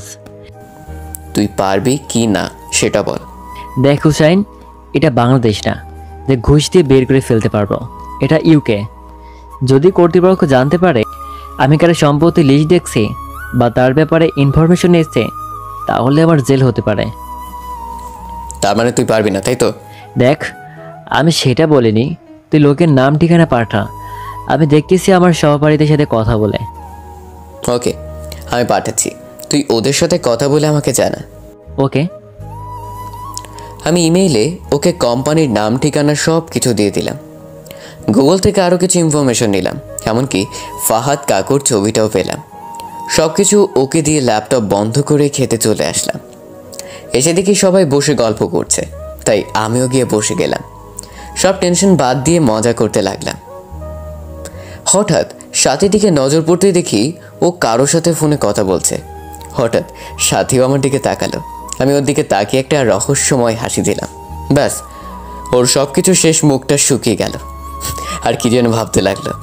তারপর আমি আবার ওদের সাথে মজা করতে লাগলাম।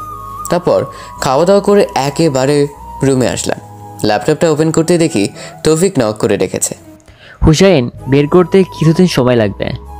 কীরকম? এই 2 সপ্তাহ খানেক। আসলে বুঝেছি তো, এগুলো সময়ের কাজ, আর এদেশে তো ঘুষ নেয় না, আর যারা নেই তারা অনেক সেফলি কাজ করে, তাই কিছু সময় লাগবে। ওকে, কিন্তু যাই করিস একটু তাড়াতাড়ি, আর এই কথাটা যেন কেউ জানতে না পারে। আরে তুই চিন্তা করিস না, এটা জানাজানি হলে আমারই বিপদ হবে, সো তুই নিশ্চিন্তে ঘুমা। ওকে বলে ল্যাপটপ পাশে রেখে ঘুমিয়ে গেলাম। সকালে আম্মুর ডাকে ঘুম ভাঙলো। নাস্তা করে রেডি হতে লাগলাম অফিসে যাওয়ার জন্য। তখনই আম্মু দরজায় নক করলো। কিরে, রেডি হচ্ছিস? কেন? তুই যাওয়ার সময় জান্নাতকে একটু ড্রপ করে দিবি। কেন? জান্নাত কোথায় যাবে আবার? ওর নাকি একটা জরুরি ক্লাস আছে, তাই ওকে আজকে ভার্সিটিতে যেতে হবে। যাও, গিয়ে রেডি থাকতে বলো। ও রেডিই আছে, তুই যাওয়ার সময় ওকে নামিয়ে দিয়ে যাস, তাই হবে। ওকে। রেডি হয়ে নিচে গিয়ে দেখি জান্নাত রেডি হয়ে বসে আছে। ওকে দেখি মাথাটা চক্কর দিয়ে উঠল। তাকে দেখি জান্নাত আজকে অন্য দিনের চেয়ে অনেক সুন্দর হয়ে সেজেছে। চোখে কাজল, মাথার চুলগুলো সুন্দর করে গুছিয়ে রাখা, কপালে টিপটা আরও সুন্দর করে তুলেছে জান্নাতকে। এসব ভাবছিলাম, তখনই জান্নাত চোখের সামনে হালকা করে ওর চুড়ি নাড়া দিল। এতে আমি ভাবনা জগৎ থেকে বাইরে আসলাম। কি হলো, এভাবে আমার দিকে তাকিয়ে আছেন কেন? না, এমনি। চলো, এমনিতে লেট হয়ে যাচ্ছে। চলেন। তারপর দুজনে গাড়িতে এসে বসলাম। তারপর গাড়ি চালাতে লাগলাম আপন গতিতে। শুনলাম আজকে নাকি আপনার ইম্পর্টেন্ট ক্লাস আছে। আচ্ছা, তোমাকে একটা পার্সোনাল প্রশ্ন করি। বলেন। তোমার কি কোনো বিএফ আছে? ভাইয়া, এই দেশে আমরা মাত্র 4 মাস এসেছি, সো এখানে বিএফ থাকা অসম্ভব। তাহলে আজকে কিসের ক্লাস করতে যাচ্ছ? মানে যে মেয়েদের বিএফ থাকে না তাদের তো সাধারণত ইম্পর্টেন্ট ক্লাস থাকে না, তো তোমার আবার কি ক্লাস আছে? ও আসলে আজকে যাওয়ার কারণটা হলো এতদিন যে ক্লাসগুলো মিস করেছি সেইগুলো নোট করতে আনবো, আর সামনে তো এক্সাম, তাই সেটার চার্ট নিতে যাব। বিশ্বাস হচ্ছে না কেন জানি আমার। কেন? মানলাম ক্লাস করতে যাচ্ছেন, তাহলে এত সেজে গুজে কেন? তা একটা মডার্ন মেয়ে হয়ে কপালে টিপ, এটা হজম হচ্ছে না। আসলে একটা মেয়েকে দেখে ভালো লাগলো, তাই আজকে আপুর টিপটা পেয়ে শখ করে একটা লাগিয়ে নিলাম। ও, তা এটা তো বাসাতেও লাগাতে পারতেন, ভার্সিটিতে পড়ে যাচ্ছেন কেন? এমনি দেখি সবাই কি কমেন্ট করে। ও গুড। তা হঠাৎ করে এমন পরিবর্তন করলে মেনে নিতে কষ্ট হয়, সো এসব করার আগে একবার জানাবেন প্লিজ। ওকে, সামনে গিয়ে ডানা রাখেন। ওকে। আপনি কি এটাতে ভর্তি হয়েছেন? কেন? এটাতে আমি স্টাডি করেছি। তাই নাকি? তাহলে তো আমার আর সমস্যা নাই। মানে এখন থেকে কোনো সমস্যা হলে আপনি তো আছেনই। আসেন আমার সাথে বলে আমি ওর সাথে গাড়ি থেকে নামলাম। আপনি কি ভিতরে যাবেন নাকি? কেন, কোনো সমস্যা? না মানে আপনি গিয়ে কি করবেন? আপনার সব সমস্যা শেষ করে দিয়ে আসি। ওকে চলেন। ওর একটা বান্ধবী আসলো হঠাৎ করে। কিরে জান্নাত, তোর বোনের বিয়ে শেষ হলো? আপনি হুসাইন ভাইয়া না? আরে ভাইয়া কেমন আছেন? আর আপনি এখানে? একটু কাজ আছে তাই আসতে হলো। ও ভাইয়া, আপনার একটু হেল্প লাগবে আমার। কেমন হেল্প? আপনি একটু আপনার বন্ধুদের বলে দিবেন যেন আমাকে ডিস্টার্ব না করে। আচ্ছা আসো। ভাইয়া, আপনাদের পরীক্ষা বর্ষে আমরা এসে ভর্তি হই, তাই হয়তো আমাকে চিনতে পারেননি আপনি। কিছু না বলে সোজা ক্যান্টিনে চলে গেলাম। গিয়ে দেখি আমার সবগুলো ফ্রেন্ডসগুলো বসে আড্ডা দিচ্ছে। ওরা হলো বর্তমানে ভার্সিটির বড় ভাই। যাই হোক, ওরা আমাকে দেখেই আমার কাছে আসলো, এসে আমাকে জড়িয়ে ধরলো। জান্নাত অবাক হয়ে আমার দিকে তাকিয়ে আছে। আরে মামা, তুই এতদিন পর হঠাৎ ভার্সিটিতে? তোদের মনে পড়লো তাই চলে আসলাম। আচ্ছা, আই বস। মামা, আজকে একটু কাজ আছে তাই তাড়াতাড়ি যেতে হবে। চলে যাবি মানে? আর জান্নাতকে সাথে নিয়ে এসেছিস, কাহিনী কি? আসলে জান্নাত হলো আমার কাজিন, সো সবার সাথে আর যাই করিস ওকে যেন কেউ ডিস্টার্ব না করে। নাফিস আমার মুখের দিকে হা করে তাকিয়ে আছে, মনে হচ্ছে অনেক বড় শখ খেয়েছে। কি হলো, এভাবে তাকিয়ে আছিস কেন? না এমনি। আচ্ছা ভাবি, আপনি যান, কেউ আপনাকে ডিস্টার্ব করবে না। কেউ যদি করে তাহলে আমাকে বলবেন, তাহলেই হবে। ওই ভাবি কে? নাফিস আমার দিকে তাকালো। আমি ইশারায় সরি বলতে বললাম। ও সরি, মুখ ফসকে বের হয়ে গেছে। জান্নাত, তুমি যাও, আর সমস্যা হলে আমাকে জানিও। ওকে। জান্নাত ঠাস করে আমার দিকে ঘুরে তাকালো। কিরে মামা, কাহিনীটা কি বলতো? কিসের কাহিনী? এই প্রথম তুই কোনো মেয়ের জন্য সুপারিশ করলি। তুই তো এমন ছিলি না। আরে এমনি, ওর যেন সমস্যা না হয় তাই বললাম আর কি। ও তা তুই জান্নাতকে ভাবি বললি কেন? আরে আমি তো ভাবছিলাম জান্নাতকে হয়তো তুই বিয়ে করবি, না হলে এভাবে কলেজে এসে আমাদেরকে দেখিয়ে বলে যেতিস না যে ওকে ডিস্টার্ব করিস না। একটা ফোন করলেই তো হতো। আরে যাচ্ছিলাম এইখান দিয়ে, ভাবলাম তোদের সাথে দেখা করে যাই। আচ্ছা, জান্নাতকে কি আমাদের ভাবি বানানোর মতলব আছে নাকি? নাফিসের কথাটা ভাবতে লাগলাম। আসলে খারাপ কথা বলেনি নাফিস। সাথীর বড় হাতিয়ার হলো আমার ভাইয়া, আর এটাই হলো আমার কমজোরির জায়গা। সাথীকে দমাতে হলে ওর একটা কমজোরির জায়গা রাখতে হবে, নাহলে পরেও শক্তিশালী হয়ে যাবে। আর জান্নাত হলো সেই কমজোরিটা। এমনিতেও আমার একটা হাতিয়ার লাগবে, সো জান্নাতকে হাতিয়ার বানাতেই হবে। এসব ভাবছিলাম, তখনই নাফিসের ভাবনার জগৎ থেকে বেরিয়ে আসলাম। কিরে, কি এত ভাবছিস? জান্নাত কি হবে নাকি আমাদের ভাবি? তোর কতটা ভালো লাগছে ভেবে দেখবো। ওকে মামা, তা এখন কি করবি? অফিসে যেতে হবে। ওকে, কিন্তু মাঝে মাঝে আসিস। ওকে, আর বাকিগুলো কই? ওরা আজকে আসবে না, তাই আমাকেই সামলাতে হবে।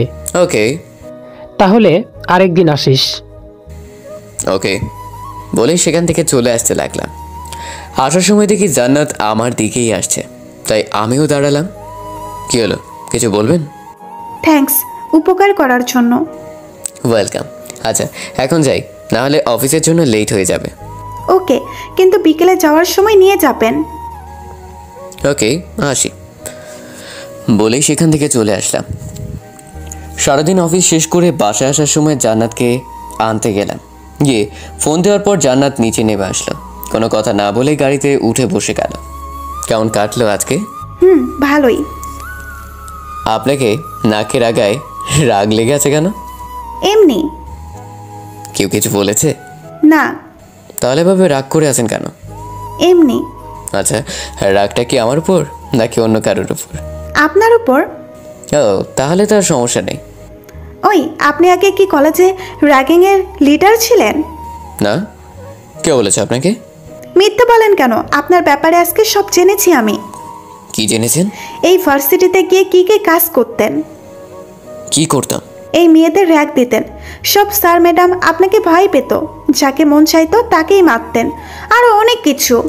ওই সময় রাজনীতি করতাম, তাই একটু করতাম আর কি। কিন্তু এগুলো আপনাকে কে বলেছে? কে বলেছে সেটা আপনাকে বলতে যাব কেন? আমার এত গুণ গাইলো, তাকে দেখবো না একবার? থাক, দেখতে হবে না। আরে ওই সময়ের কথা বাদ দেন, এখন তো এসব ছেড়ে দিয়ে ভালো হয়ে গেছি, তাই না? তা ঠিক। আপনার কপালের টিপটা কোথায়? ফেলে দিয়েছি। কেন? নষ্ট হয়ে গেছে তাই। ও, তবে টিপার শাড়ি পরলে আপনাকে অসম্ভব সুন্দর লাগে। ও তাই নাকি? তাহলে আজকে রাতে পরে ট্রাই করব। কোনটা বলেন? এটা আপনার ইচ্ছে। ওকে। কথা বলতে বলতে বাসায় চলে আসলাম। তারপর গাড়িটা পার্ক করে ভিতরে আসলাম। এসে দেখি ভাইয়া ওরাও চলে এসেছে, আর দাদু সবাইকে নিয়ে গল্প করছে। কিরে, আজকে এত তাড়াতাড়ি চলে আসলি? মাথাটা ব্যথা করছে তাই চলে আসছি। ও, তা মেডিসিন খেয়েছিলি? আম্মু, তুমি একটু এসে মাথাটা টিপে দিয়ে যাও তো। তুই গিয়ে ফ্রেশ হ, আমি আসতেছি। ওকে বলে উপরে চলে গেলাম। রুমে গিয়ে শাওয়ার নিয়ে এসে খাটে শুয়ে রইলাম। কিছুক্ষণ পর আম্মু এসে মাথাটা টিপে দিয়ে গেল। তারপর হালকা কিছুক্ষণ ঘুমিয়ে নিলাম। হঠাৎ কারো ডাকে ঘুম ভাঙলো। তাকিয়ে দেখি জান্নাত সামনে দাঁড়িয়ে, তাও শাড়ি পরে আর কপালে ছোট্ট একটা টিপ। মনে হচ্ছিল কোন এক পরী আমার সামনে দাঁড়িয়ে আছে আর মুচকে মুচকে হাসছে। ওই, আপনার ঘুম ভাঙছে? কেন?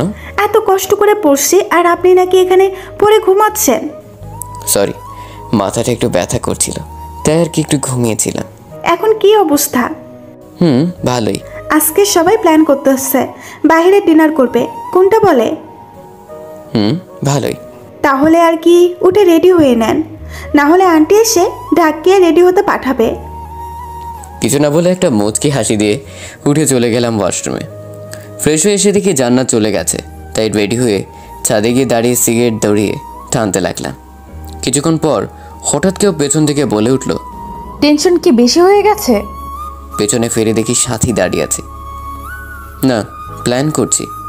আমি তো আর আগে থেকে প্ল্যান করিনি, তাই এখন একটু ভাবছি আর কি। লাভ নেই। সেটা সময় না হয় বলবে।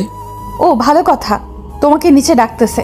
বাসার সবাই নাকি আজকে বাইরে ডিনার করবে, তাই তোমাকে রেডি হতে বলেছে আম্মা। আমি রেডি হয়ে আছি। ও তাহলে তো ভালোই। আচ্ছা আমি এখন আসি। আমি দাঁড়িয়ে দাঁড়িয়ে আবার সিগারেট টানায় মন দিলাম।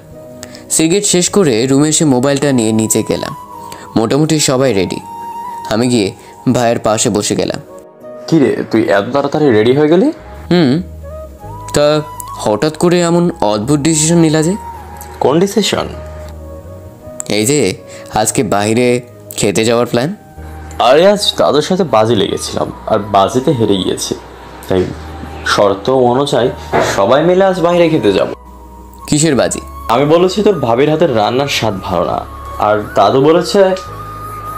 থাক, আর বলতে হবে না, আমি বুঝে গেছি। আচ্ছা, তোমাদের কি আর কাজ নেই এসব বাজি লাগা ছাড়া? আছে, কিন্তু সেগুলো শেষ। মনে মনে ভাবতে লাগলাম, আরও মাথায় উঠাও বড় বউকে। তারপর যখন আছাড়টা দিবে না, তখন বুঝবে কত ধানে কত চাল। আর দাদুর উপর রাগটা উঠতেছে। কি দরকার এত আদর করার? বুড়ির জামাইয়ের কারণে আজকে এই সমস্যাটায় পড়তে হয়েছে। কিরে হোসাইন, কি এত ভাবতেছিস? বাস আসলে সেটা কিভাবে নিব? কি?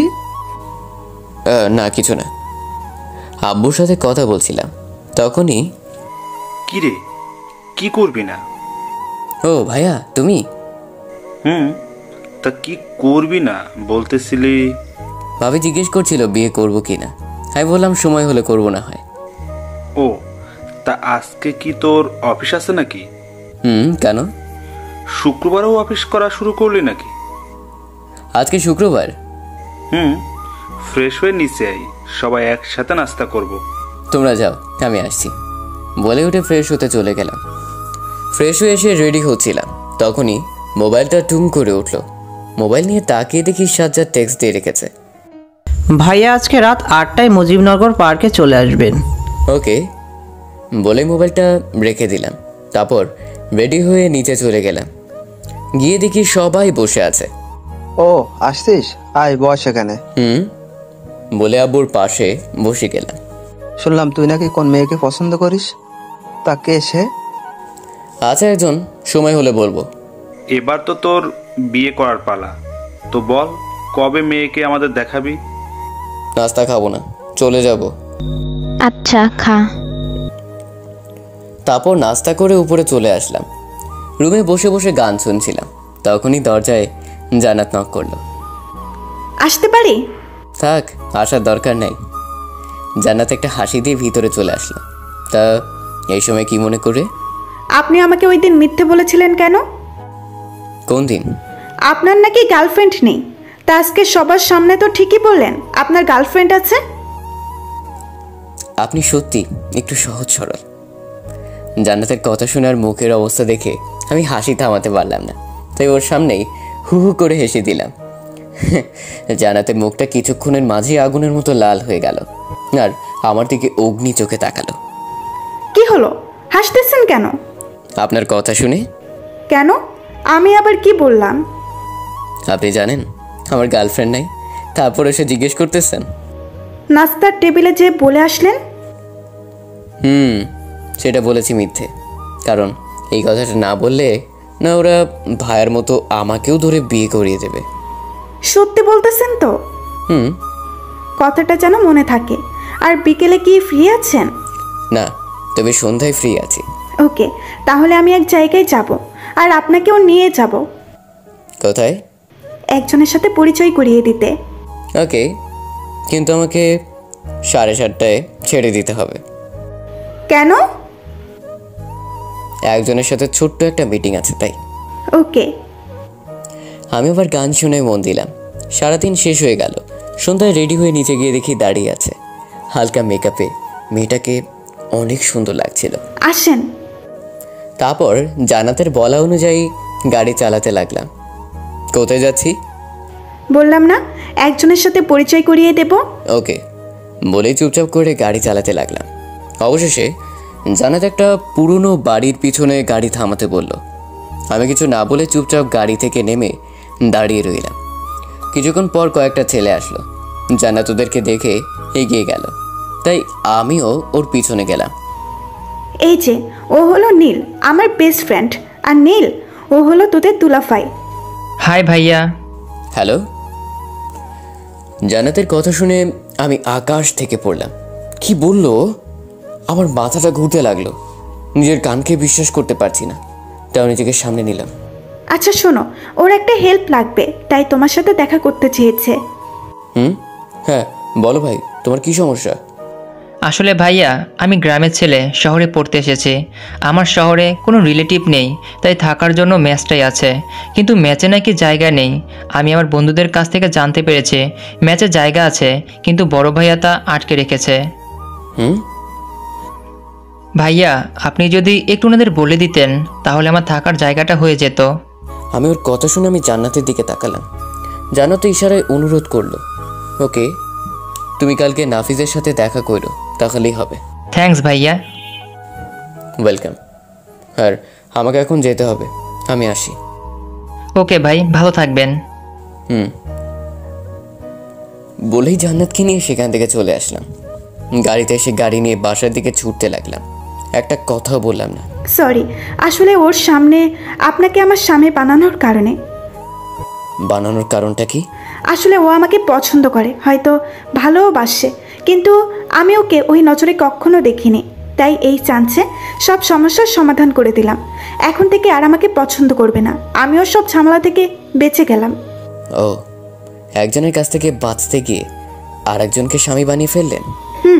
ভালো করেছি। এখন আমাকে বাসায় নামিয়ে দিয়ে আপনি কোথায় যাবেন সেখানে যান। ওকে বলে আপন মনে গাড়ি চালাতে লাগলাম। তারপর জান্নাতকে বাসায় নামিয়ে দিয়ে আমি আবার ছুটলাম সেই মুজিবনগর পার্কের কাছে। সেখানে পৌঁছে কিছুক্ষণ বসে থাকার পর হঠাৎ দেখলাম সাজ্জাদ আর নিলয় ভাই আসছে। তারপর তারা আমাকে নিয়ে একটা বাসার ভেতরে চলে গেল। হোসাইন, তোমার ব্যাপারে সব বলেছে সাজ্জাদ আমাকে। ভাই, আপনার শুধু আমাকে ইনফরমেশনগুলো দিবেন, আপনাদের টিমের বদনাম হতে দিব না, আমি ওয়াদা দিলাম। আর ওই মেয়েটাও জানবে না যে আমি ওর সব প্ল্যান জেনে গেছি। খেলাটা নিচে গিয়ে খেলবো। তুমি আমার ছোট ভাইয়ের মতো, তাই তোমাকে সব হেল্প করব আমরা। কিন্তু দেখো এটা যেন কোনোভাবে লিক না হয়ে যায়। এটা আমার দায়িত্ব, আজ থেকে আপনি এটা নিয়ে চিন্তা করবেন না। আর আপনাদের কোনো হেল্প লাগলে বলবেন। আচ্ছা ঠিক আছে, তাহলে এখন উঠি, অনেক কাজ আছে। তারপর আমি বাসায় চলে আসলাম। এসে রুমে গিয়ে ফ্রেশ হয়ে নিলাম। তারপর খাওয়া দাওয়া করে দিলাম একটা ঘুম। এভাবে কেটে গেল কয়েকদিন। একদিন সকালে ঘুম ভেঙে গেল ফোনের চিল্লানিতে। তাকে দেখি সেই প্রাইভেট নাম্বার, মানে সাজ্জাতের কল। তাই তাড়াতাড়ি রিসিভ করলাম। বল কি হয়েছে? তোমাকে মেয়েটা সব ইনফরমেশন পাঠিয়েছি, চেক করে নাও। ল্যাপটপ নিয়ে চেক করে দেখলাম সব কিছু এসেছে। ওকে ওকে, আর দেখো এটা যেন ফাঁস না হয়। ওকে বলেই ফোনটা রেখে দিলাম। তারপর ঘুম থেকে উঠে নিচে গিয়ে নাস্তা করে আসলাম। রুমে এসে দেখি মোবাইলে অনেকগুলো কল এসে আছে। তাকিয়ে দেখি তৌফিকের কল, তাই তাড়াতাড়ি কল ব্যাক করলাম। রিং হতেই কল রিসিভ করলো।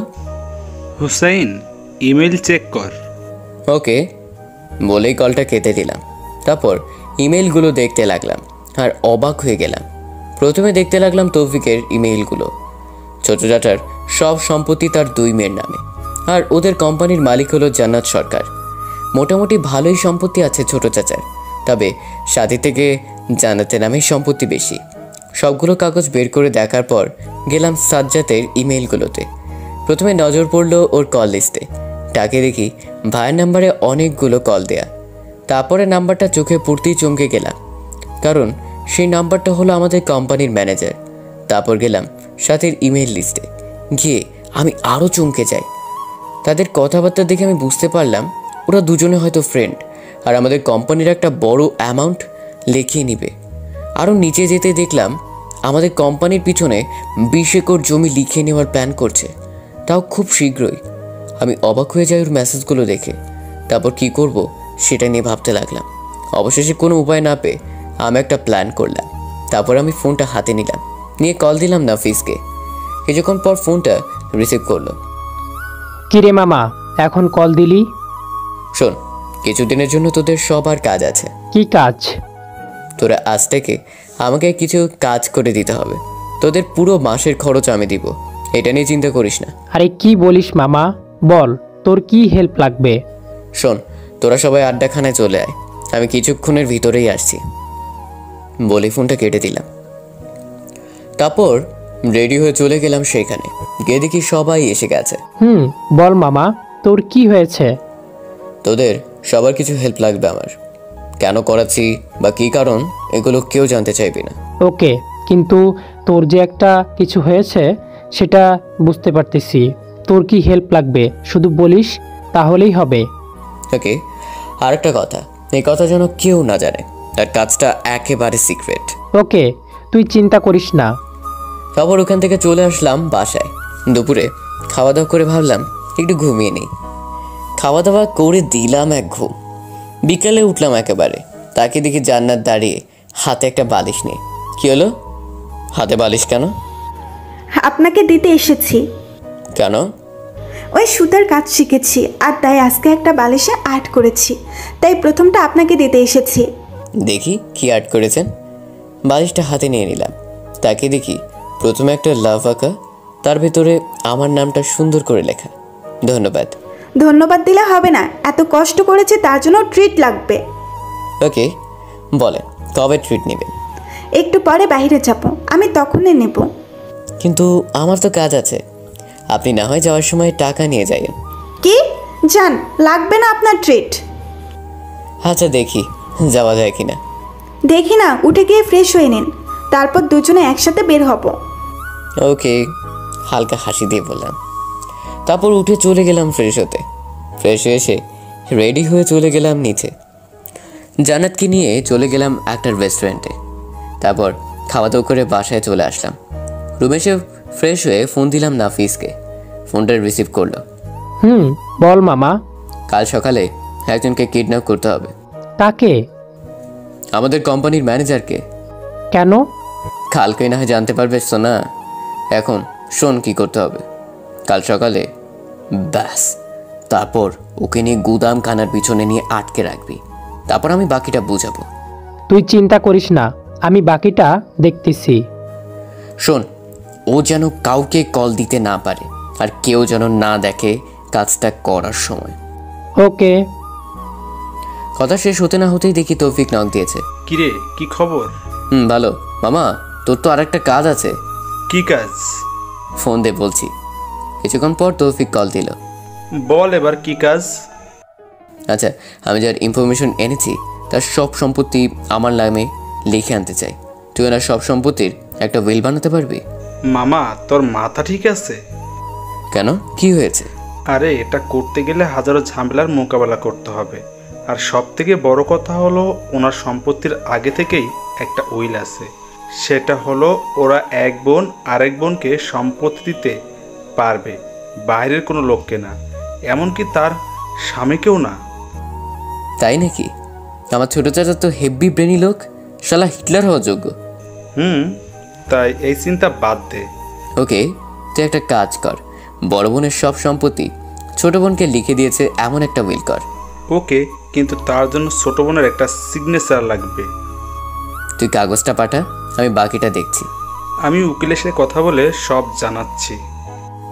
ওকে বলেই ফোনটা রেখে দিলাম।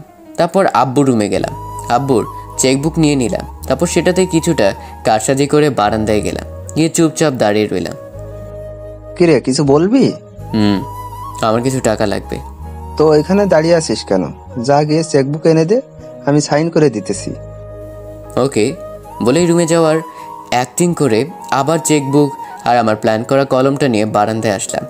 তারপর আব্বু টাকার অ্যামাউন্ট দেখে সাইন করে দিল। কিরে, মাত্র 40,000 টাকার জন্য আমার কাছে আসলি কেন? কাল বিকালে সবার পার্টি আছে, আর আমার ক্রেডিট কার্ডের টাকাও শেষ হয়ে এসেছে, আর এখনো স্যালারি পাইনি, তাই বেকারদের মতো তোমার কাছ থেকে টাকা নিতে হলো। ওকে। আমি চেকবুকটা থেকে 2টা চেক পেপার ছিঁড়ে আনলাম। তারপর চেকবুকটা আব্বুর রুমে রেখে আমার কলমটা আমার সাথে নিয়ে রুমে চলে আসলাম। আসলে চেকবুকটায় অনেক বড় খেল খেলে নিয়েছি। আমি যে চেকটায় সাইন করিয়েছি তার নিচেরটায় 15 লাখ টাকার একটা অ্যামাউন্ট ছিল, আর এটার সব সফল হলো আমার কলমের, কারণ এটার পাওয়ার একটাই, উপরের পেজে যা লিখবে তার নিচেরটাও হুবহু উঠে যাবে। তাই এখন 2টো চেকই আমার হাতে, আর কাল সকালে শুরু হবে একটা ঝামেলা। এইসব শেষ করে ফ্রেশ হয়ে নিচে গিয়ে সবার সাথে হালকা কিছু মুখে দিয়ে রুমে চলে আসলাম। তারপর রুমে শুয়ে শুয়ে ভাবতে ভাবতেই ঘুমিয়ে গেলাম। সকালে ফোনে চিল্লানিতে ঘুম ভাঙলো, তাকে দেখি নাফিস ফোন দিয়েছে, তাই তাড়াতাড়ি উঠে ফোনটা রিসিভ করলাম। কিরে, ঘুম ভাঙছে? তা কাজটা হয়েছে মাম্মা? শালারে গুদামে আটকায় রাখছি, তুই আয়, আমি আছি এখানে। ওকে বলে ফোনটা কেটে দিয়ে চলে গেলাম ওয়াশরুমে। সকাল সকাল রেডি হয়ে চলে আসতে দেখে আম্মু ডাক দিল। কিরে, কোথায় যাচ্ছিস? বন্ধুদের সাথে আজকে পার্টি আছে, তাই এখন একটু যেতে হবে। কিন্তু অফিসের ব্যাগ নিয়ে কোথায় যাচ্ছিস? সেখান থেকে অফিসে চলে যাব, আসি এখন, বাই বলেই বাসা থেকে বেরিয়ে চলে আসলাম। তারপর সোজা চলে গেলাম গুদাম ঘরে, গিয়ে দেখি নাফিস বসে আছে। আমাকে দেখি নাফিস আসলো। আচ্ছা, একে এখানে আনার কারণটা কি বলতো? বলতেছি, আগে বল ওই শালা কোথায়? ভিতরে বেঁধে রেখেছি। ওকে আয়, তোকে সব খুলে বলতেছি। নাফিসকে নিয়ে গিয়ে একটা টুলে বসলাম। বল, কাহিনী কি? শুন তাহলে। নাফিস প্রথম থেকে সবকিছু খুলে বললাম। এবার বুঝলি তো? শালাকে আগে মারবো, তারপরে তোর বাসায় গিয়ে তোর ভাবিকে মারবো। আরে পাগল থাম, ও তো প্রথমত আমার ভাবি, তারপর আমার চাচাতো বোন, আর ওর রাগ করাটা স্বাভাবিক। তাই বলে তোদেরকে এভাবে নিচে নামানোর প্ল্যান করতেছে? আর আমি ওর সব রাগ ভেঙে দিব, তুই দেখিস। ওকে ভাইয়ের একটা লক্ষ্মী বউ বানাবো আমি। ওকে, তুই শুধু বলবি কি করতে হবে, বাকিটা আমি দেখে নিব। চল গেমের প্রথম পর্বটা খেলে যাই, তারপর দুপুরে বাকিটা খেলবো। আচ্ছা আই। আসলে আমাদের ম্যানেজার একজন ইয়াং ছেলে, বয়স আমার সমান বা তার একটু বড়। রুমে ঢুকতে আমার দিকে তাকালো। অনেক মেরেছে হয়তো নাফিস, চোখ মুখ দেখেই বোঝা যাচ্ছে।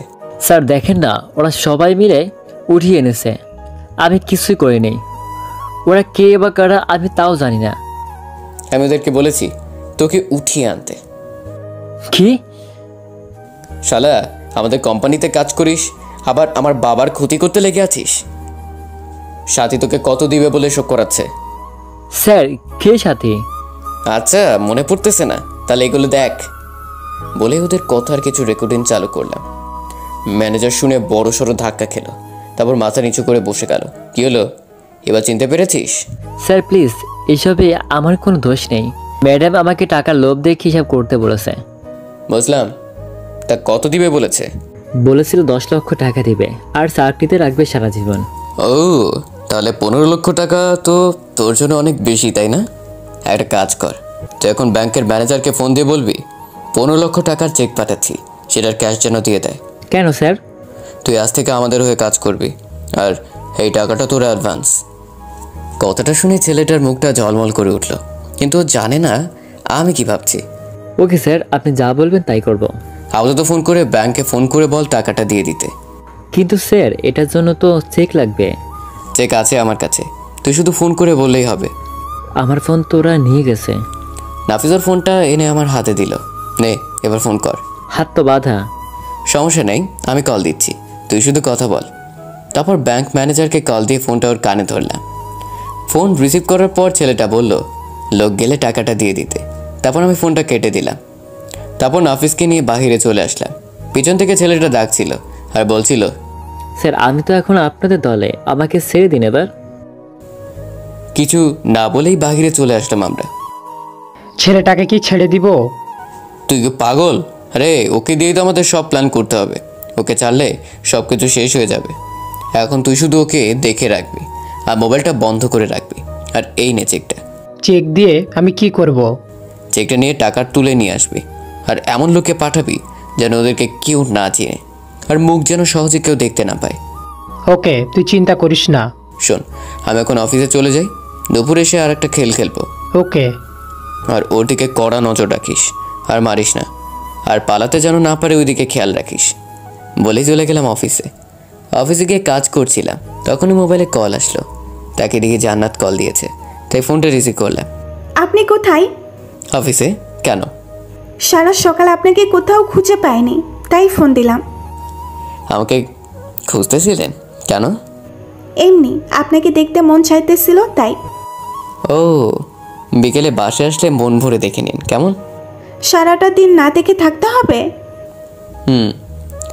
আমি কি আপনার প্রিয় কেউ হয়ে গেছি নাকি? এটা মনে হলো কেন? না, যেভাবে বললেন সারাদিন না দেখে থাকতে হবে, তাতে কি বুঝবো বলেন? এত বেশি বোঝার দরকার নেই। আপনি এখন একটু ভার্সিটিতে আসতে পারবেন? কেন? এমনি আজকে ক্লাস করতে মন চাইতেছে না, তাই আপনাকে নিয়ে ঘুরতে বের হব। কিন্তু দুপুরে তো আমার কাজ আছে। ওই এত কাজ করেন কেন? আমি কি আপনাকে সারাদিন আটকে রাখবো নাকি? ওকে, আমি আসছি বলেই ফোনটা রেখে দিলাম। তারপর অফিস থেকে বেরিয়ে চলে গেলাম ভার্সিটির সামনে। গিয়ে দেখি ও দাঁড়িয়ে আছে। বলুন কোথায় যাবেন এই দুপুরে? আজকে আপনার পছন্দের জায়গায় যাব। আমার পছন্দের জায়গা মানে? মানে আপনার পছন্দের জায়গায় আমি আর আপনি গিয়ে ঘুরে আসব। আমার পছন্দের জায়গাটা সন্ধ্যায় খুব ভালো সাজে, এখন কোনো কিছুই পাবো না। ওকে, তাহলে সন্ধ্যায় যাব। আপাতত চলেন, হালকা কিছু খেয়ে নেই, সকাল থেকে কিছুই খাইনি। কিছু খাননি কেন? আজকে উঠতে একটু দেরি হয়ে গেছে, তারপরে আপনাকে খুঁজতে গিয়ে ভার্সিটির টাইম হয়ে গিয়েছিল, তাই খাওয়ার সময়টাই পাইনি। ও আছেন, তাহলে কোথাও গিয়ে খেয়ে নিই। চলেন। সকাল থেকে এখনো কিছু খাইনি, তাই ভাবলাম কিছু খেয়ে নেওয়া ভালো। তারপর দুজনে গেলাম একটা রেস্টুরেন্টে, হালকা কিছু খাওয়া দাওয়া করে নিলাম। এবার বলেন আমাকে কেন সকালে খুঁজছিলেন? বলা যাবে না। ওকে, তাহলে চলেন, আপনাকে ভার্সিটিতে নামিয়ে দিয়ে আমাকে একটু অফিসে যেতে হবে। ওকে চলেন। তারপর জান্নাতকে ভার্সিটিতে নামিয়ে দিয়ে আসতে লাগলাম। তখনই ফোনটা বেজে উঠলো। তাকে দেখি নাফিস ফোন দিয়েছে, তাই গাড়িটা সাইড করে ফোনটা রিসিভ করলাম। বল। মামা টাকাটা তুলে আনছি। ওকে, তোর কাছে রাখ, আমি বিকেলে আসতেছি। ওকে।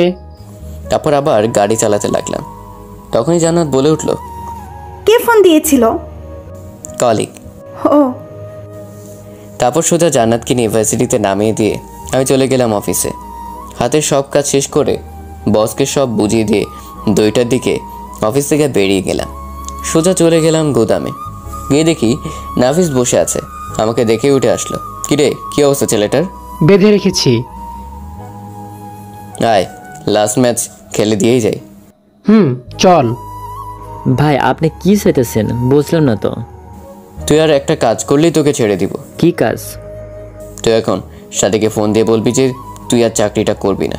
যদি বলে কেন, বলবি কারণটা সন্ধ্যায় জানতে পারবেন। এটা বলার পর তোকে 15 লাখ টাকা দিয়ে দিব। এই টাকা নিয়ে শহর থেকে অনেক দূরে চলে যাবি। ওকে। ওর মোবাইলটা আবার অন করলাম, তারপর সাথীকে কল দিলাম। কতক্ষণ পর সাথী ফোনটা ধরলো। কি খবর, আপনার ফোন বন্ধ কেন? ম্যাডাম, আমি আর আপনাদের চাকরি করব না। কেন? সন্ধ্যায় জানতে পারবেন। আমাকে আর ফোনে পাবেন না ভাই। আমি ফোনটা কেটে দিয়ে বন্ধ করে দিলাম, তারপর সিমটা খুলে ভেঙে দিলাম। স্যার এবার আমাকে ছেড়ে দিন, আমি চলে যাই।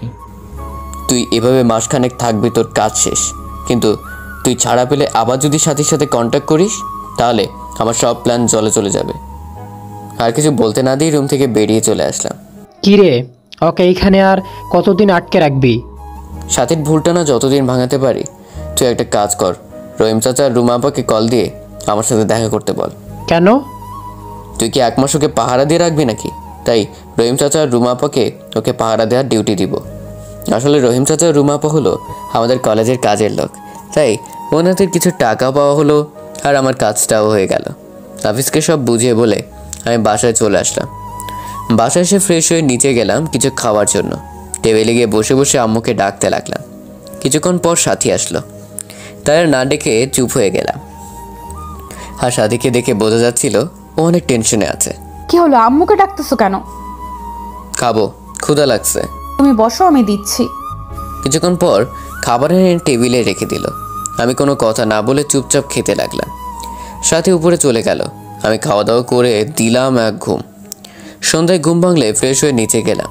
নিচে গিয়ে দেখি সবাই মুড অফ করে বসে আছে। আমি জানি কেন এভাবে সবাই বসে আছে, তাও পরিস্থিতির কিছুই বুঝিনি। এমন ভাব করে জান্নাতের পাশে গিয়ে দাঁড়ালাম। সাথীর দিকে তাকিয়ে দেখি সাথীর মুখটা শুকিয়ে কাঠ হয়ে গেছে। তাই জান্নাতকে জিজ্ঞেস করলাম, কি হয়েছে জান্নাত? জানে না তো, আমি এসে দেখে সবাই চুপচাপ হয়ে বসে আছে। সবার কি হয়েছে, এভাবে মনমরা হয়ে বসে আছো কেন? আর বলিস না, ম্যানেজার নাকি আজকে ব্যাংক থেকে 15 লক্ষ টাকা তুলে এনেছে। এবার জোরে বললাম কথাটা। তো কি হয়েছে? এতগুলো টাকা নিয়ে সে এখন ফোন বন্ধ করে রেখেছে। আর এই টাকা তোলার ব্যাপারে বাবা বা আমি কেউ জানি না। মানে? মনে হয় টাকা নিয়ে পালিয়েছে। কি? চমকে ওঠার ভান করলাম। ওরে বিশ্বাস করাটাই ভুল হয়েছে। আরো করো বাইরের মানুষকে বিশ্বাস। এবার হয়েছে না শিক্ষাটা? সবাই চুপ হয়ে বসে আছে, তাই আমিও গিয়ে ভাইয়ের পাশে বসে গেলাম। তো এখন পুলিশে কমপ্লেন করেছো? না, আজকে রাতটা দেখি, কালকে দিনে দেখা যাবে। আর কিছু না বলে চুপ হয়ে বসে রইলাম। তখনই জান্নাত এসে আমার পাশে বসলো, তারপর আস্তে করে বলল, কি হলো, সন্ধ্যায় না কোথায় নিয়ে যাবেন বলেছিলেন? জান্নাতের এমন কথা শুনে চমকে ওর দিকে তাকালাম। মেয়েটা সত্যিই পাগল। জান্নাত এটা হয়তো বুঝতে পেরেছে, তাই আবার বলল, থাক তাহলে কালকেই নিয়ে যাইয়েন। আচ্ছা, সবাই কি এখন এভাবেই বসে থাকবে নাকি খাওয়া দাওয়া খাবে? আমার প্রচুর খিদে পেয়েছে। তুই যা, গিয়ে খা, আমরা একটু পরে খাবো। এমন ভাব করে বসে আছো যেন কোটি টাকা লস খেয়েছো। আর কাল পর্যন্ত যেহেতু দেখবে বলেছো, সো কালকেই সব দেখা যাবে। ভাবি, কিছু খেতে দাও প্লিজ। বলেই সাথী চলে গেল খাবার রেডি করার জন্য। তারপর খাওয়া দাওয়া করে বাহিরে যাওয়ার সময় জান্নাতকে আসার জন্য ইশারা করে চলে আসলাম বাহিরে। তারপর গাড়িতে বসে বসে জান্নাতের জন্য অপেক্ষা করতে লাগলাম। হঠাৎ তৌফিকের কল আসলো, তাই ফোনটা পিক করলাম। কিরে মামা, এখন ফোন দিলি কেন? শোন, তোর কথা মতো বড় বোনের সব সম্পত্তি ছোট বোনকে ট্রান্সফার করার ব্যবস্থা করতেছি, কিন্তু এগুলো রেডি করার জন্য প্রথমে ছোট বোনের একটা সিগনেচার লাগবে, বলেছিলাম না? সিগনেচার দেওয়ার জন্য কাগজটা আমি পাঠিয়ে দিয়েছি। কাল বিকেলে কোরিয়া তোর কাছে পৌঁছে যাবে। তুই ওইটাতে সাইন করি আবার কোরিয়ারে পাঠিয়ে দিস, তারপর আমি সব কিছু রেডি করে ফেলবো। এত কিছু কিভাবে করতেছস? আর বলিস না, কি রিস্ক নিয়ে করতেছি তা তোরে বলে বোঝাতে পারবো না। আর ওই কোম্পানি একজন লোককে কিনে নিয়েছি, তাই এগুলো করতে এত অসুবিধা হচ্ছে না। তবে ধরা পড়ে যাওয়ার ভয়টা সব সময় কাজ করে। আরে কিছুই হবে না, তুই চিন্তা করিস না। আর ধন্যবাদ বন্ধু। আরে ধর, কি ধন্যবাদ দিতেছিস? তুই তো আমার বন্ধু, আর বন্ধুর জন্য এটা করে আমার ফরজ। আর ভালো থাকিস। ওকে বলে ফোনটা কেটে দিলাম। তারপর আবার জান্নাতের জন্য অপেক্ষা করতে লাগলাম। কিছুক্ষণ পর জান্নাত হুট করে চলে আসলো, এসে গাড়িতে উঠে বসে পড়লো। চলুন এবার। ওকে, কিন্তু এখন তো রাত হয়ে গেছে, সেখানে গিয়ে আর সেই মজাটা পাবেন না। কি? তাহলে এখন বাইরে আসতে বললেন কেন? আপনাকে নিয়ে ঘুরতে যাব তাই। কোথায় যাবেন? হানিমুনে। জান্নাত কি কোনো কিছু না বলে শুধু হালকা হাসলো। তারপর গাড়ি নিয়ে চলতে লাগলাম। তারপর গাড়ি নিয়ে থামলাম একটা মানব শূন্য জায়গায়, যেখানে কারো কোনো আসা যাওয়া নাই, একেবারে নীরব একটা জায়গা। কি হলো, এখানে আসলেন কেন? ওয়েট বলে গিয়ে সেখানে লাইটগুলো জ্বালিয়ে দিলাম। জান্নাত হা করে জায়গাটায় তাকিয়ে আছে। জায়গাটা হয়তো পছন্দ হয়েছে, ওর মুখ দেখেই বোঝা যাচ্ছে। পছন্দ হয়েছে? ভীষণ। আসলে এই জায়গাটার গাছ সারি করে লাগানো, আর গাছগুলোতে নানা রঙের লাইট আর ঝাড়বাতি দিয়ে সাজানো। বাগানের সবগুলো গাছই সুন্দর করে সাজানো। রাতে জায়গাটা অনেক সুন্দর লাগে। আর এটা হলো আমার ফেভারিট জায়গা। কলেজ লাইফে আমার সব বন্ধু মিলে এখানে আড্ডা দিতাম, এখন এতটা আশা হয় না। আর আজকে জান্নাতকে নিয়ে আসলাম। গাড়ি থেকে নেমে চারদিকটা হেঁটে দেখতে লাগলো। আমি বসে বসে জান্নাতকে দেখতে লাগলাম। হঠাৎ জান্নাত এসে আমাকে জড়িয়ে ধরলো। এখানেই সিজন 1 শেষ, গল্পটি এখনও শেষ হয়নি, তাই আমরা কিছুদিন অপেক্ষা করি। সিজন 2 খুব দ্রুত আসছে।